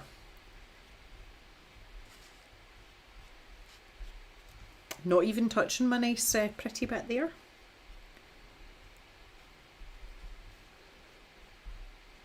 It's kind of good to use an old knackered brush for this as well, because it gives you a bit more of an organic line, you know, especially for the trunk part. So I've got my 2 pointy points. we do like a pointy point here at the cave. But now I will switch brushes just so that I can refine this and tidy up a little bit. I want some fresh water for this. We'll grab a wee bit of this colour here. I think my colour mixing was bob on there. That hardly ever happens. Yeah, see? That looks a wee bit murdery to me, Mary. I don't know what you think. You're the expert on the murder trees. Yeah.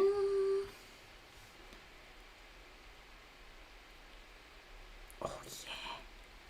Oh, that's it then. It's exciting. Suffering with the pollen. Oh no. It's a bit hard to see. Oh no.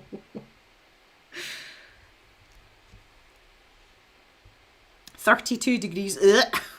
Mini murder tree. Is that a seal of approval then, Mary? Am I getting the thumbs up for that? Oh, that's a lovely line there. Yeah, I'm super happy with this. Even if you don't approve, I'm happy with that. Let's just pop that in there. That was a good place to put that. I am happy. A mini murder tree. So good. Right, okay, just before this dries out, again, I want to add in a little bit of lighter colour because, again, this, there might be some light catch in there, but we want to be very sparing with this. So let's pop in, oh, my white's dried up as well. I know that's slightly off shot. It's a lot warmer in here than I thought it was. Let's just do it on this edge. Oh yay, good. I hope you love it more by the time I'm finished. Right, so let's pull some more blue in there. Goodness me, my watch is going nuts. Yeah, so we want to be able to see some contours generally. So just adding a tiny bit of white, you can see the colour difference there. We are kind of heading into blue now, which isn't necessarily what I want. But if we just start casually sort of flicking some stuff up and down here, get a little bit of definition on some of these areas. I appreciate it looks terrible on the camera, but just trust me, wait till it dries, it'll be fine. It'll be alright. Oh, I took that a little bit too far out there. Let's try and correct that a little bit. Got a bit overzealous there. Got a bit overexcited with my murder trees. But yeah, if we pop some lines in here, again, not scientific at all, like at all.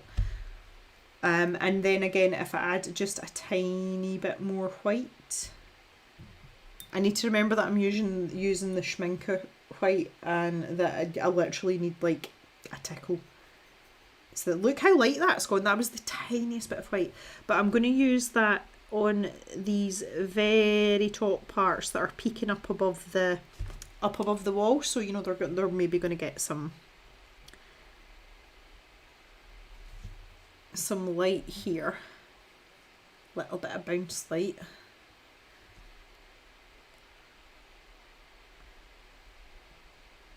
Ooh, I just want to zoom in on this a wee bit. It's ridiculous that I'm getting that excited about a tree. But you can see there that that's popping out nicely. Lovely jubbly. And this brush is doing a fantastic job for the wee teeny weeny lines.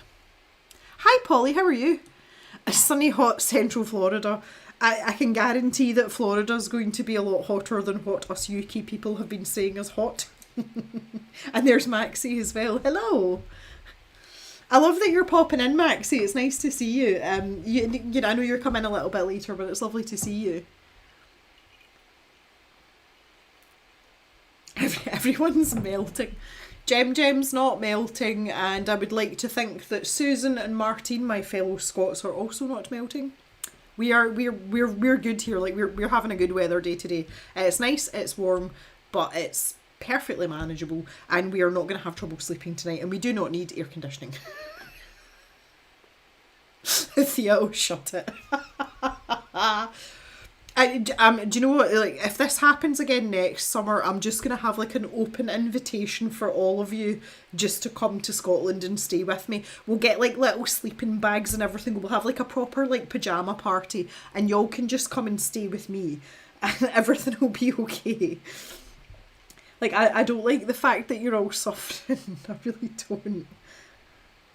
Okay, so grabbing this purple again, just want to show you a wee bit on the palette here. So I'm pulling that purple down, and this is my black, and I'm going to shift some of that over in, because I want to have like low lights on this as well. A cave pyjama party, yes. Polly's been running AC for weeks. I can imagine.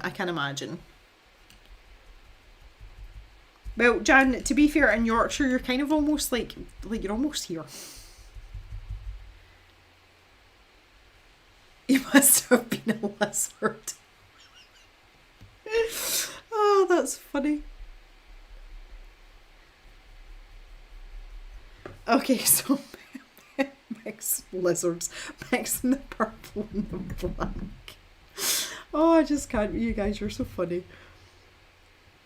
Do you know the funniest thing is, like, I don't tolerate temperature well at all. For someone that's of Italian lineage, I'm definitely very Scottish. It's fine, like hotter temperatures is fine as long as I can sit still in it, but don't ask me to like do anything remotely strenuous or else I just like melt into a puddle. I think the Scottish genes are much stronger in that sense than my Italian genes for sure. I'm just like, oh hell no. Thea's when Thea says our boy, she means Nero or cat. He's a puddle in his hammock, bless him.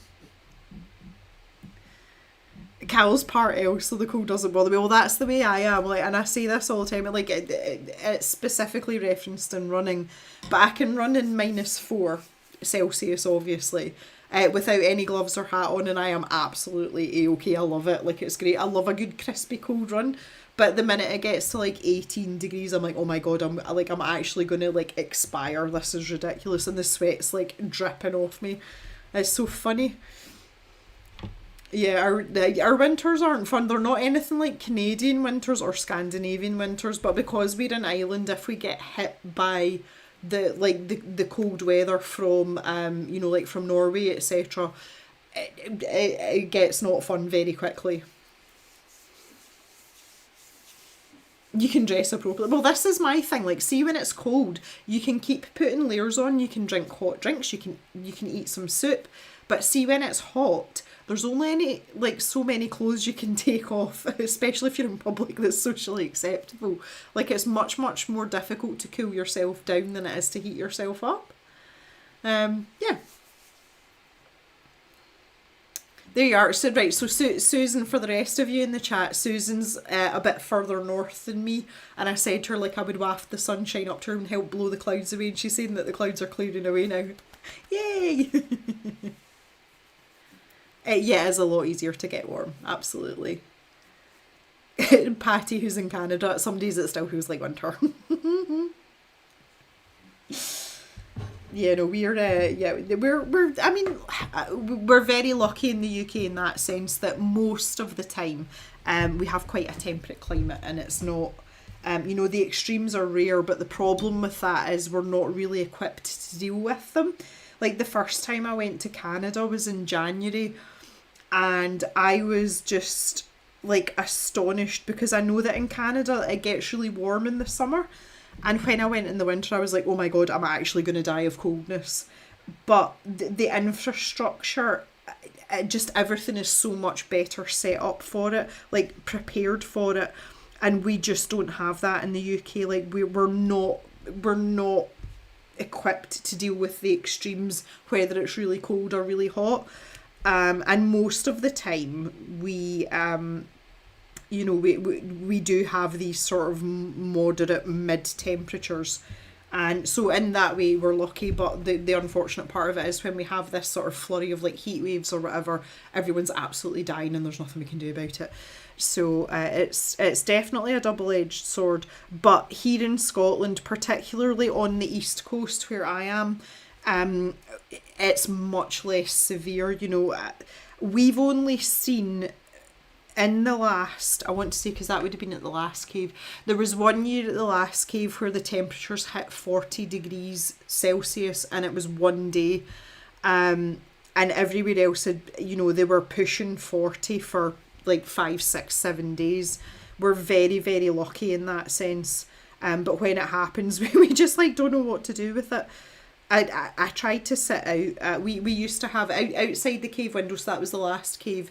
Outside my cave window was a deck which was joined onto our sunroom, which was fantastic, and I really miss that about the old place.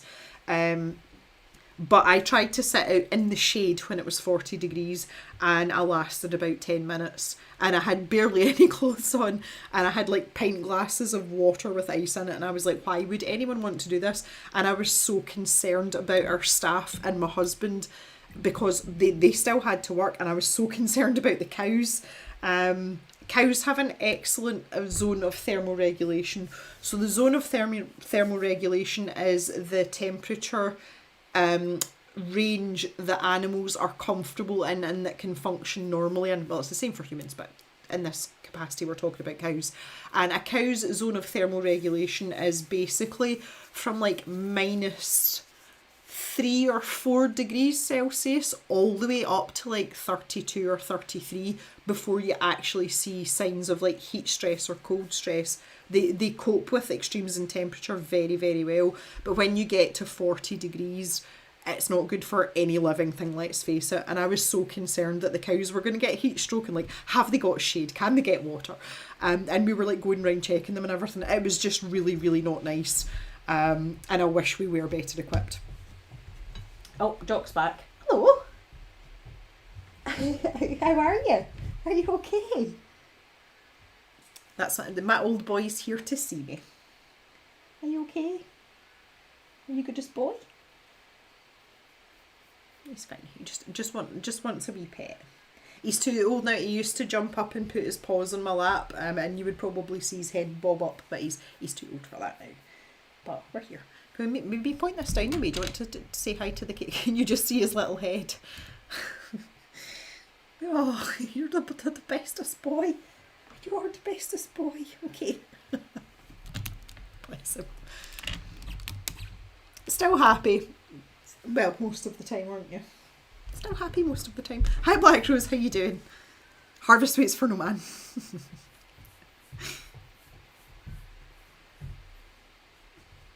Look at this boy. Well, we might go past a little bit, but yeah, you're here for the end. Yes, he's such a good boy. He's we are really just enjoying the twilight years now. I don't think he's still going to be here at Christmas. I know that sounds quite distressing, but he's a retired working collie. Did you hear that? That was him chucking himself down. We're lying down again. But for his age, for a working dog, he's doing really well, and he has done well up till now. But we're really starting to see him deteriorate now. So it's just a case of enjoying him and enjoying himself for as long as possible. But I would be really surprised if he was still here at Christmas. We will not let him suffer in any way, shape or form. Again, probably just because we're farmers. We don't want to have living beings hanging on for the sake of them hanging on. It's not fair. The most recent development in this is sometimes when he's really tired and he wants to go out for a pee, he goes out and he starts to lift his leg, you know, the way that male dogs do, and then goes, nah, I can't be bothered with that, and he just kind of like squats and has like a puppy pee or like a girly pee, and I'm like, oh, that's a very recent development though, but that, you know, that is that kind of thing, you know. He's like, okay, well, fair enough. But his appetite's fine. He still wants to play with his toys, he still comes for pets, but it's just everything is like on a much slower timeline now, and his reaction times are like when it suits him. But it's not because he's being disobedient. I just don't think his brain's processing things quick enough now. But he's still the goodest boy. We love him very much. Doing well, just tired because literally got home half an hour ago. Well, I'm glad that you came to join us. I appreciate that. I say I'm probably going to go a bit past 5 tonight. I'm not in any rush to finish up. So you maybe see a wee bit of painting going on. We've just finished our murder dagger tree. This is what we're calling it. Very pleased with it. I'll just zoom out and show you. So this is what I was saying about gauging the difference between what's in the layer behind and what we're going to put in the front, because at the front it's going to be very, very dark. So I think we've done okay, but that is trial and error sometimes, and you can just paint over what you've done because it's gouache. So at the very top here, I want to make this, just these the jaggy bits basically, I want to make them a wee bit lighter again. So again, I'm just going to take what I had before, add in a weeny bit more white. Even if it's a bit too white, that's kind of okay as well. It just makes it look a little bit more dramatic. We can take that. Ulrika keeps seeing people talk about it's nice to have good weather for the school holidays, and my thought was, no, it's too hot here in London for days out. Yeah, and can you imagine having like 2 hot and cranky kids to deal with? I'm like, no thank you, pass on that. When he was a pup, his leg used to go up so high, we joked he should have shown.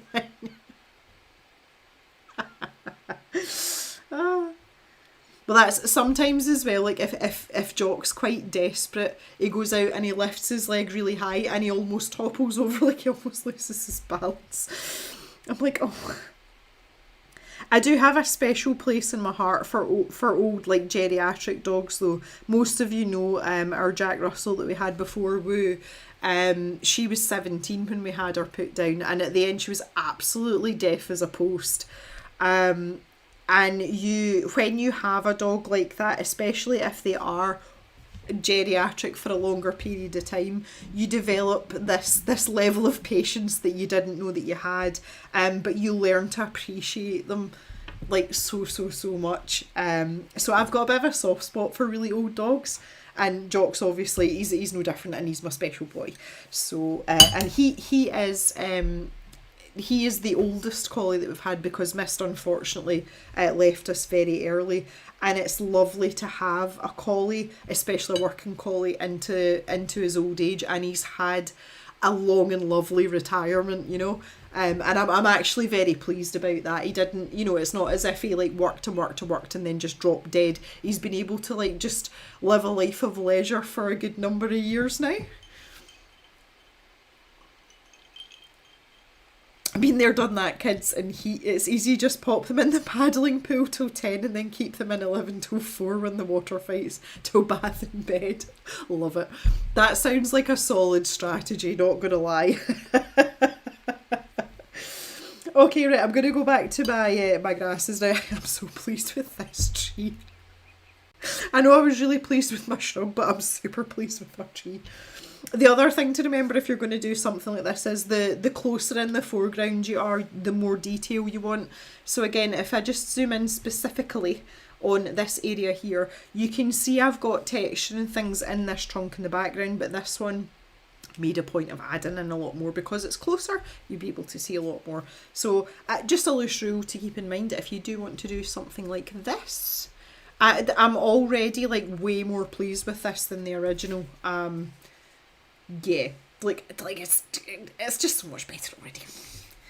So let's do a little bit of work on our grasses. So I'm gonna hark back. I'm gonna get rid of this bit of kitchen paper. Like I think it's served its purpose. It's a bit soggy now. Fling it in the bin.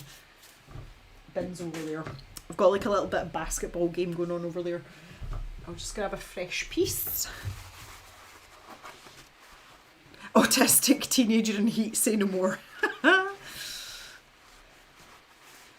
When Ulrika was nannying, had a general rule of not taking the kids on public transport if the temperature was over 25. The tube is like that. That is the absolute definition of the pits of Hades. I had a couple of summers, and again I've mentioned this before. We used to get really cheap flights from Prestwick Airport, which is on the west coast. They had a contract. It's a very small airport, but they had a contract with Ryanair at one point, and you could fly Prestwick to Stansted for like £8 each way. So we used to take like weekend trips down to London, and we went a couple of times in the summer, and like I would rather walk 3 miles through the centre of London than take the tube, because at least you could stay in the shade of the buildings. And as you're descending the steps down to the tube, like the heat hits you in the face. And there is a very specific smell on the London Underground, and it's not the same smell as the subway in Glasgow or any other like metro or whatever I've been on. Like, it's very specific to London, and that smell gets so much worse than the heat. Like 0 out of 10 would not recommend. Ulrika is like 100% correct.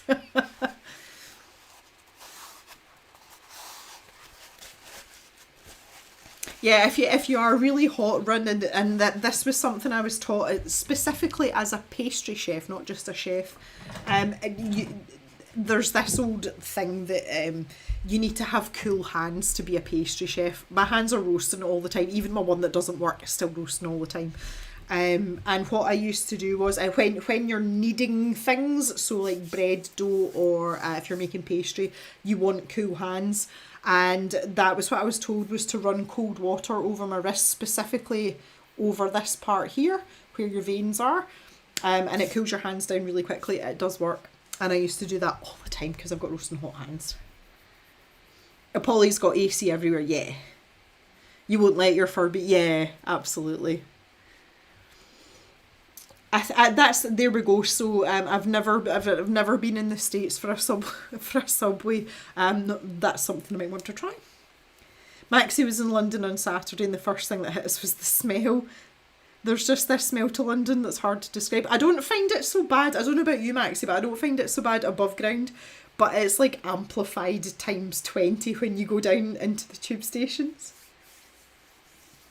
So weird. Almost all our public transport is AC now. I'm pretty sure though, do the tube trains not have AC? I mean, it's been a long time since I've been in London, so I don't know, but the actual stations themselves definitely didn't.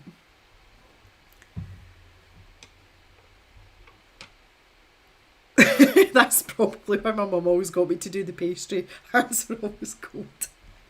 Now you know, Cal, now you know. Right, okay, so I'm going to resurrect this green colour. My sage green's still relatively liquid, which is quite surprising. But I'm going to grab some clean water, and I'm going to be quite brave, and I'm going to grab a bit of that, and I'm just going to swing it in there. And then I'm going to pull in the original green, so this dried up part here. And again, one of the great things about gouache, it kind of behaves like watercolour a little bit. You will get to a point where the quality is degraded and it's not worth doing it, but as this was freshly put out today, I'm pretty sure we can scoop some of this up, bang it in there. Oh, that's quite, let's just join hands, look. Let's be one big happy family. Again, I don't want this to be too light at this point. I think that's pretty good though. It is quite diluted, but I'll pop it on and see how it goes. So want to make some details in the grass now. So where I put in these little dry brush parts earlier, like let's try and make some plants out of them. Again, zero plan for this. Just make it pretty. It's fine.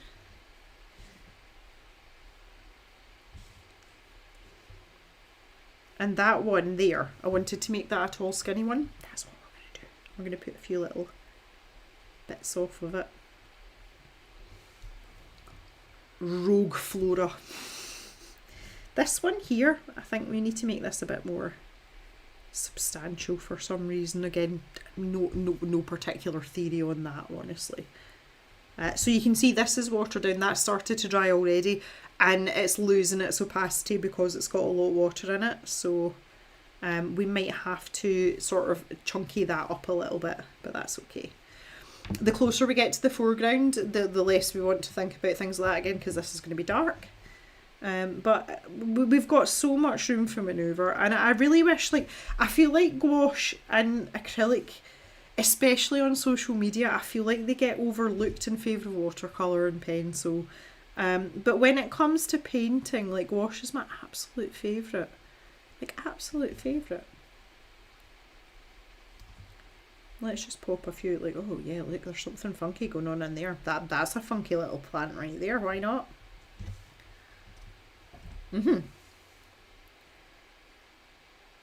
And I'm just going to use this to pop in. Like, I'm trying to go as light as I possibly can. Stuff like this I find quite difficult because I don't actually know sometimes when I've unless I'm like looking at the the tip of the brush, I don't know whether I'm actually on the paper or not. So, but like that's the lightest of touches, and that's just practice. But let's just add in a few. Like, oh, that one was really delicate. Like that one. That one not so good, but we'll let it slide. We can add a wee bit of highlight to this wayward greenery here. Let's pop some in front of our murder tree. Oh, look at them. Oh, that's fancy. Like, this is really fun, guys. Like, see, even if you don't do a full painting, just like paint a block of really dark colour and then get a nice light green and go, woo! And yes, that is the noise that it makes. Like, it's just fun. It's nice. We're making things look organic. We're making them look the way that I think they should look. Kind of want to make that a bit more. Yeah, there we go. Okay. Much happier with this one. Let's pop a few of these little guys in here. Again, I'm not sure whether this is going to be covered up or not, but it doesn't matter. It's just fun. And we're just here to play with art stuff. That's what we're doing. So I feel like it's really important to lay it up in front. I've only had like half a glass of Jack Daniels to lay it up in front of this shrub here because I want it to feel authentic. Very protective of my shrub. But yeah, there you go. Like, it looks much fuller, it looks much richer, and that's kind of exactly where I wanted to go with that. So I'm pretty happy with that. The northern line is not fun.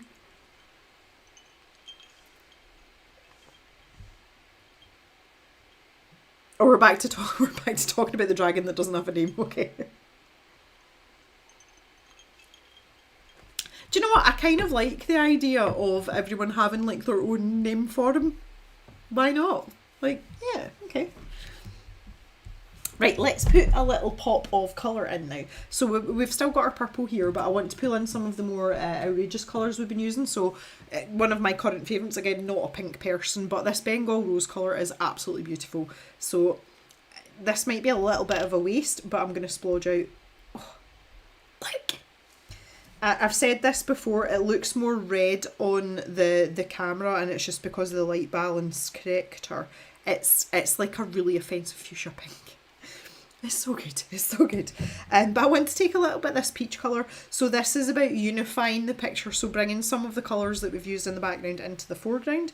We are going to use these extremely sparingly. And I have to say, this peach colour is very pretty as well.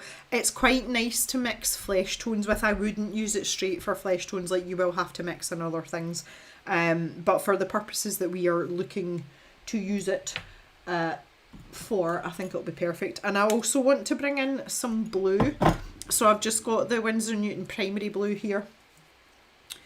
And this is just to give us little pops of colour that'll maybe like push your eye round the this part of the picture.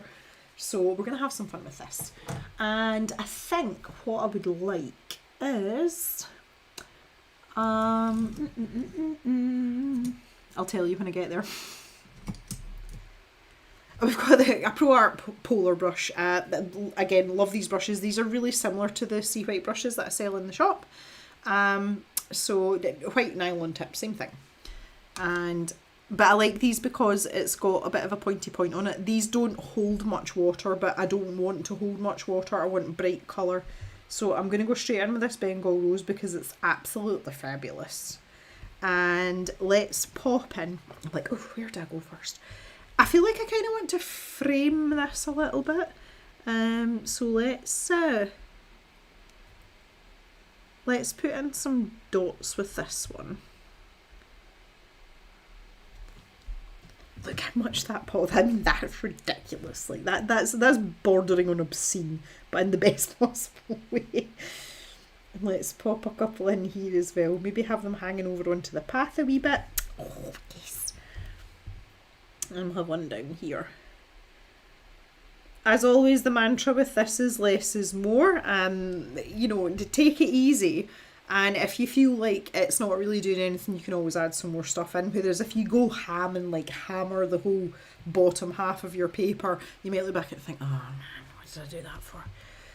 So let's pop some in. Look in this little bit in here.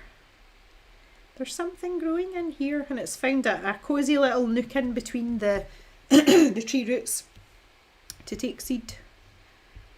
I'm going to leave it at that. Take my own advice.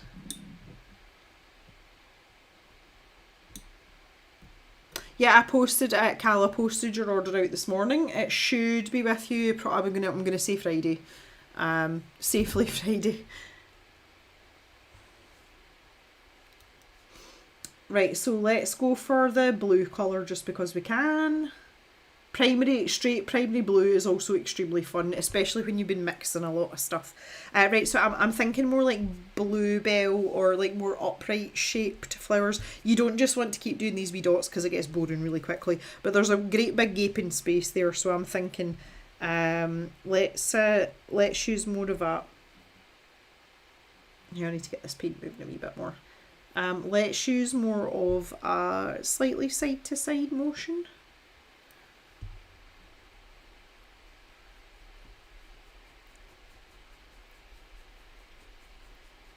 This is the way I like this like Bob Ross fir tree type movement, except just very, very small. Very small. I'm thinking I'm going to have to put a little bit of white in here because it's not showing up particularly well. We'll see. And I'll have a weeny wee one in there. See, this is a really fun part because we're just making it up as we go along and I love it. I secretly love it. Not secretly love it, it's very much not secret. I think we're going to have to pop a little bit of white. Again, I'll wait and see how this dries, but you can see it's really dulling down already. And I would say like that's one of the downsides to gouache. And again, it's a bit like acrylic. It dries a different colour compared to what you're actually putting down on the paper. So sometimes you just have to kind of like sit it out and wait and see what happens. But again, it's easy to correct. This one's come out much better. I don't know whether I just didn't mix it properly. We'll see. And I'll maybe pop another one here. I know this is going to be obliterated because I'm going to put a dirty great big tree trunk in there, but I'm going to do it anyway. I'm going to do it anyway just because I can. Oh, yeah.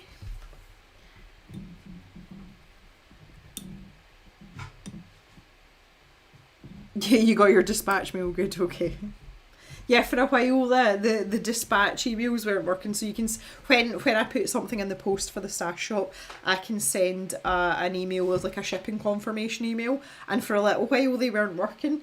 But to be fair, the mail system's changed a little bit now in the UK, and I send most of my parcels tracked now, so the person that's receiving the parcel will get a notification from Royal Mail, which is our postal service, and they can track you know, whereabouts in the countries that their parcel is. So it's not quite as important now, but I just think it's a bit more professional that they know that I've actually made the effort to send it out. Polly's crocheting an Afghan for our 3-year-old grandson. Oh. It'd be really nice if I could remember what stitch I'm doing. Oh, I'm glad it's not just me. That's funny. That's really funny, Polly. Oh, I love it. So yeah, you can see we've got we've got some pops of colour coming. I'm not going to go pink. I'm going to use this this peach colour though, which is straddling pink and something else. Close enough. Right, okay, I need to... That my water is so dirty now, like my brushes aren't cleaning in it, so I'm having to use my mixing water. There we go, that's better. Yeah, let's see what we can do with this. Again, I think I want to change the actual brush stroke that I'm using. And I think maybe like... that's far too heavily loaded for what I want to try. I think maybe like a slight flick. So it's got a base and that's still too thick. My goodness. Come on now. let's try again. Yeah, maybe like a something like this. Maybe not as dramatic as that.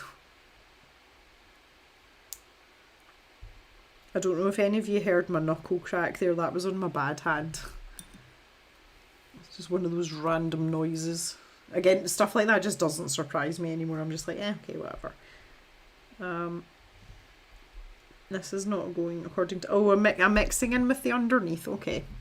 So that was too watered down. To make this a little bit more mobile.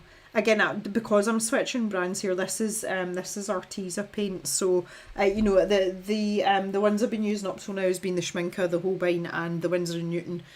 They are a different ballpark. Let's be fair. But let's see if I can rectify this a little bit. Oh, there we go. Good stuff. Oh. This one as well. This one's too jaggy though. Like this one's quite aggressive.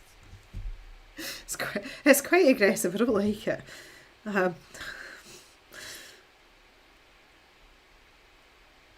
Yeah, it just doesn't behave the same way at all.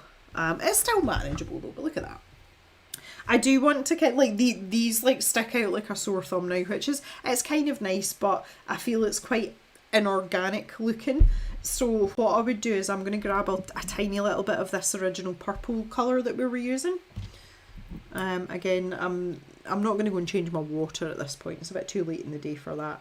But I'm going to just pick up a little bit of this and tickle that in at the corner.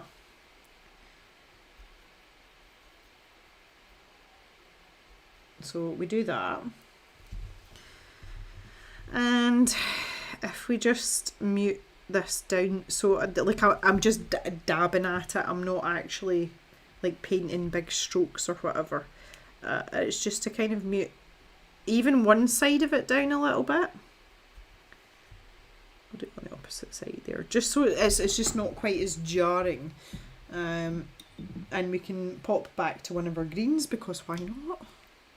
Did I splodge on the painting there? By some minor miracle I missed. It's good.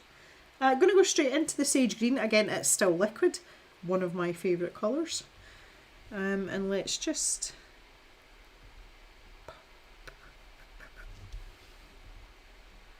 Just making up sound effects now.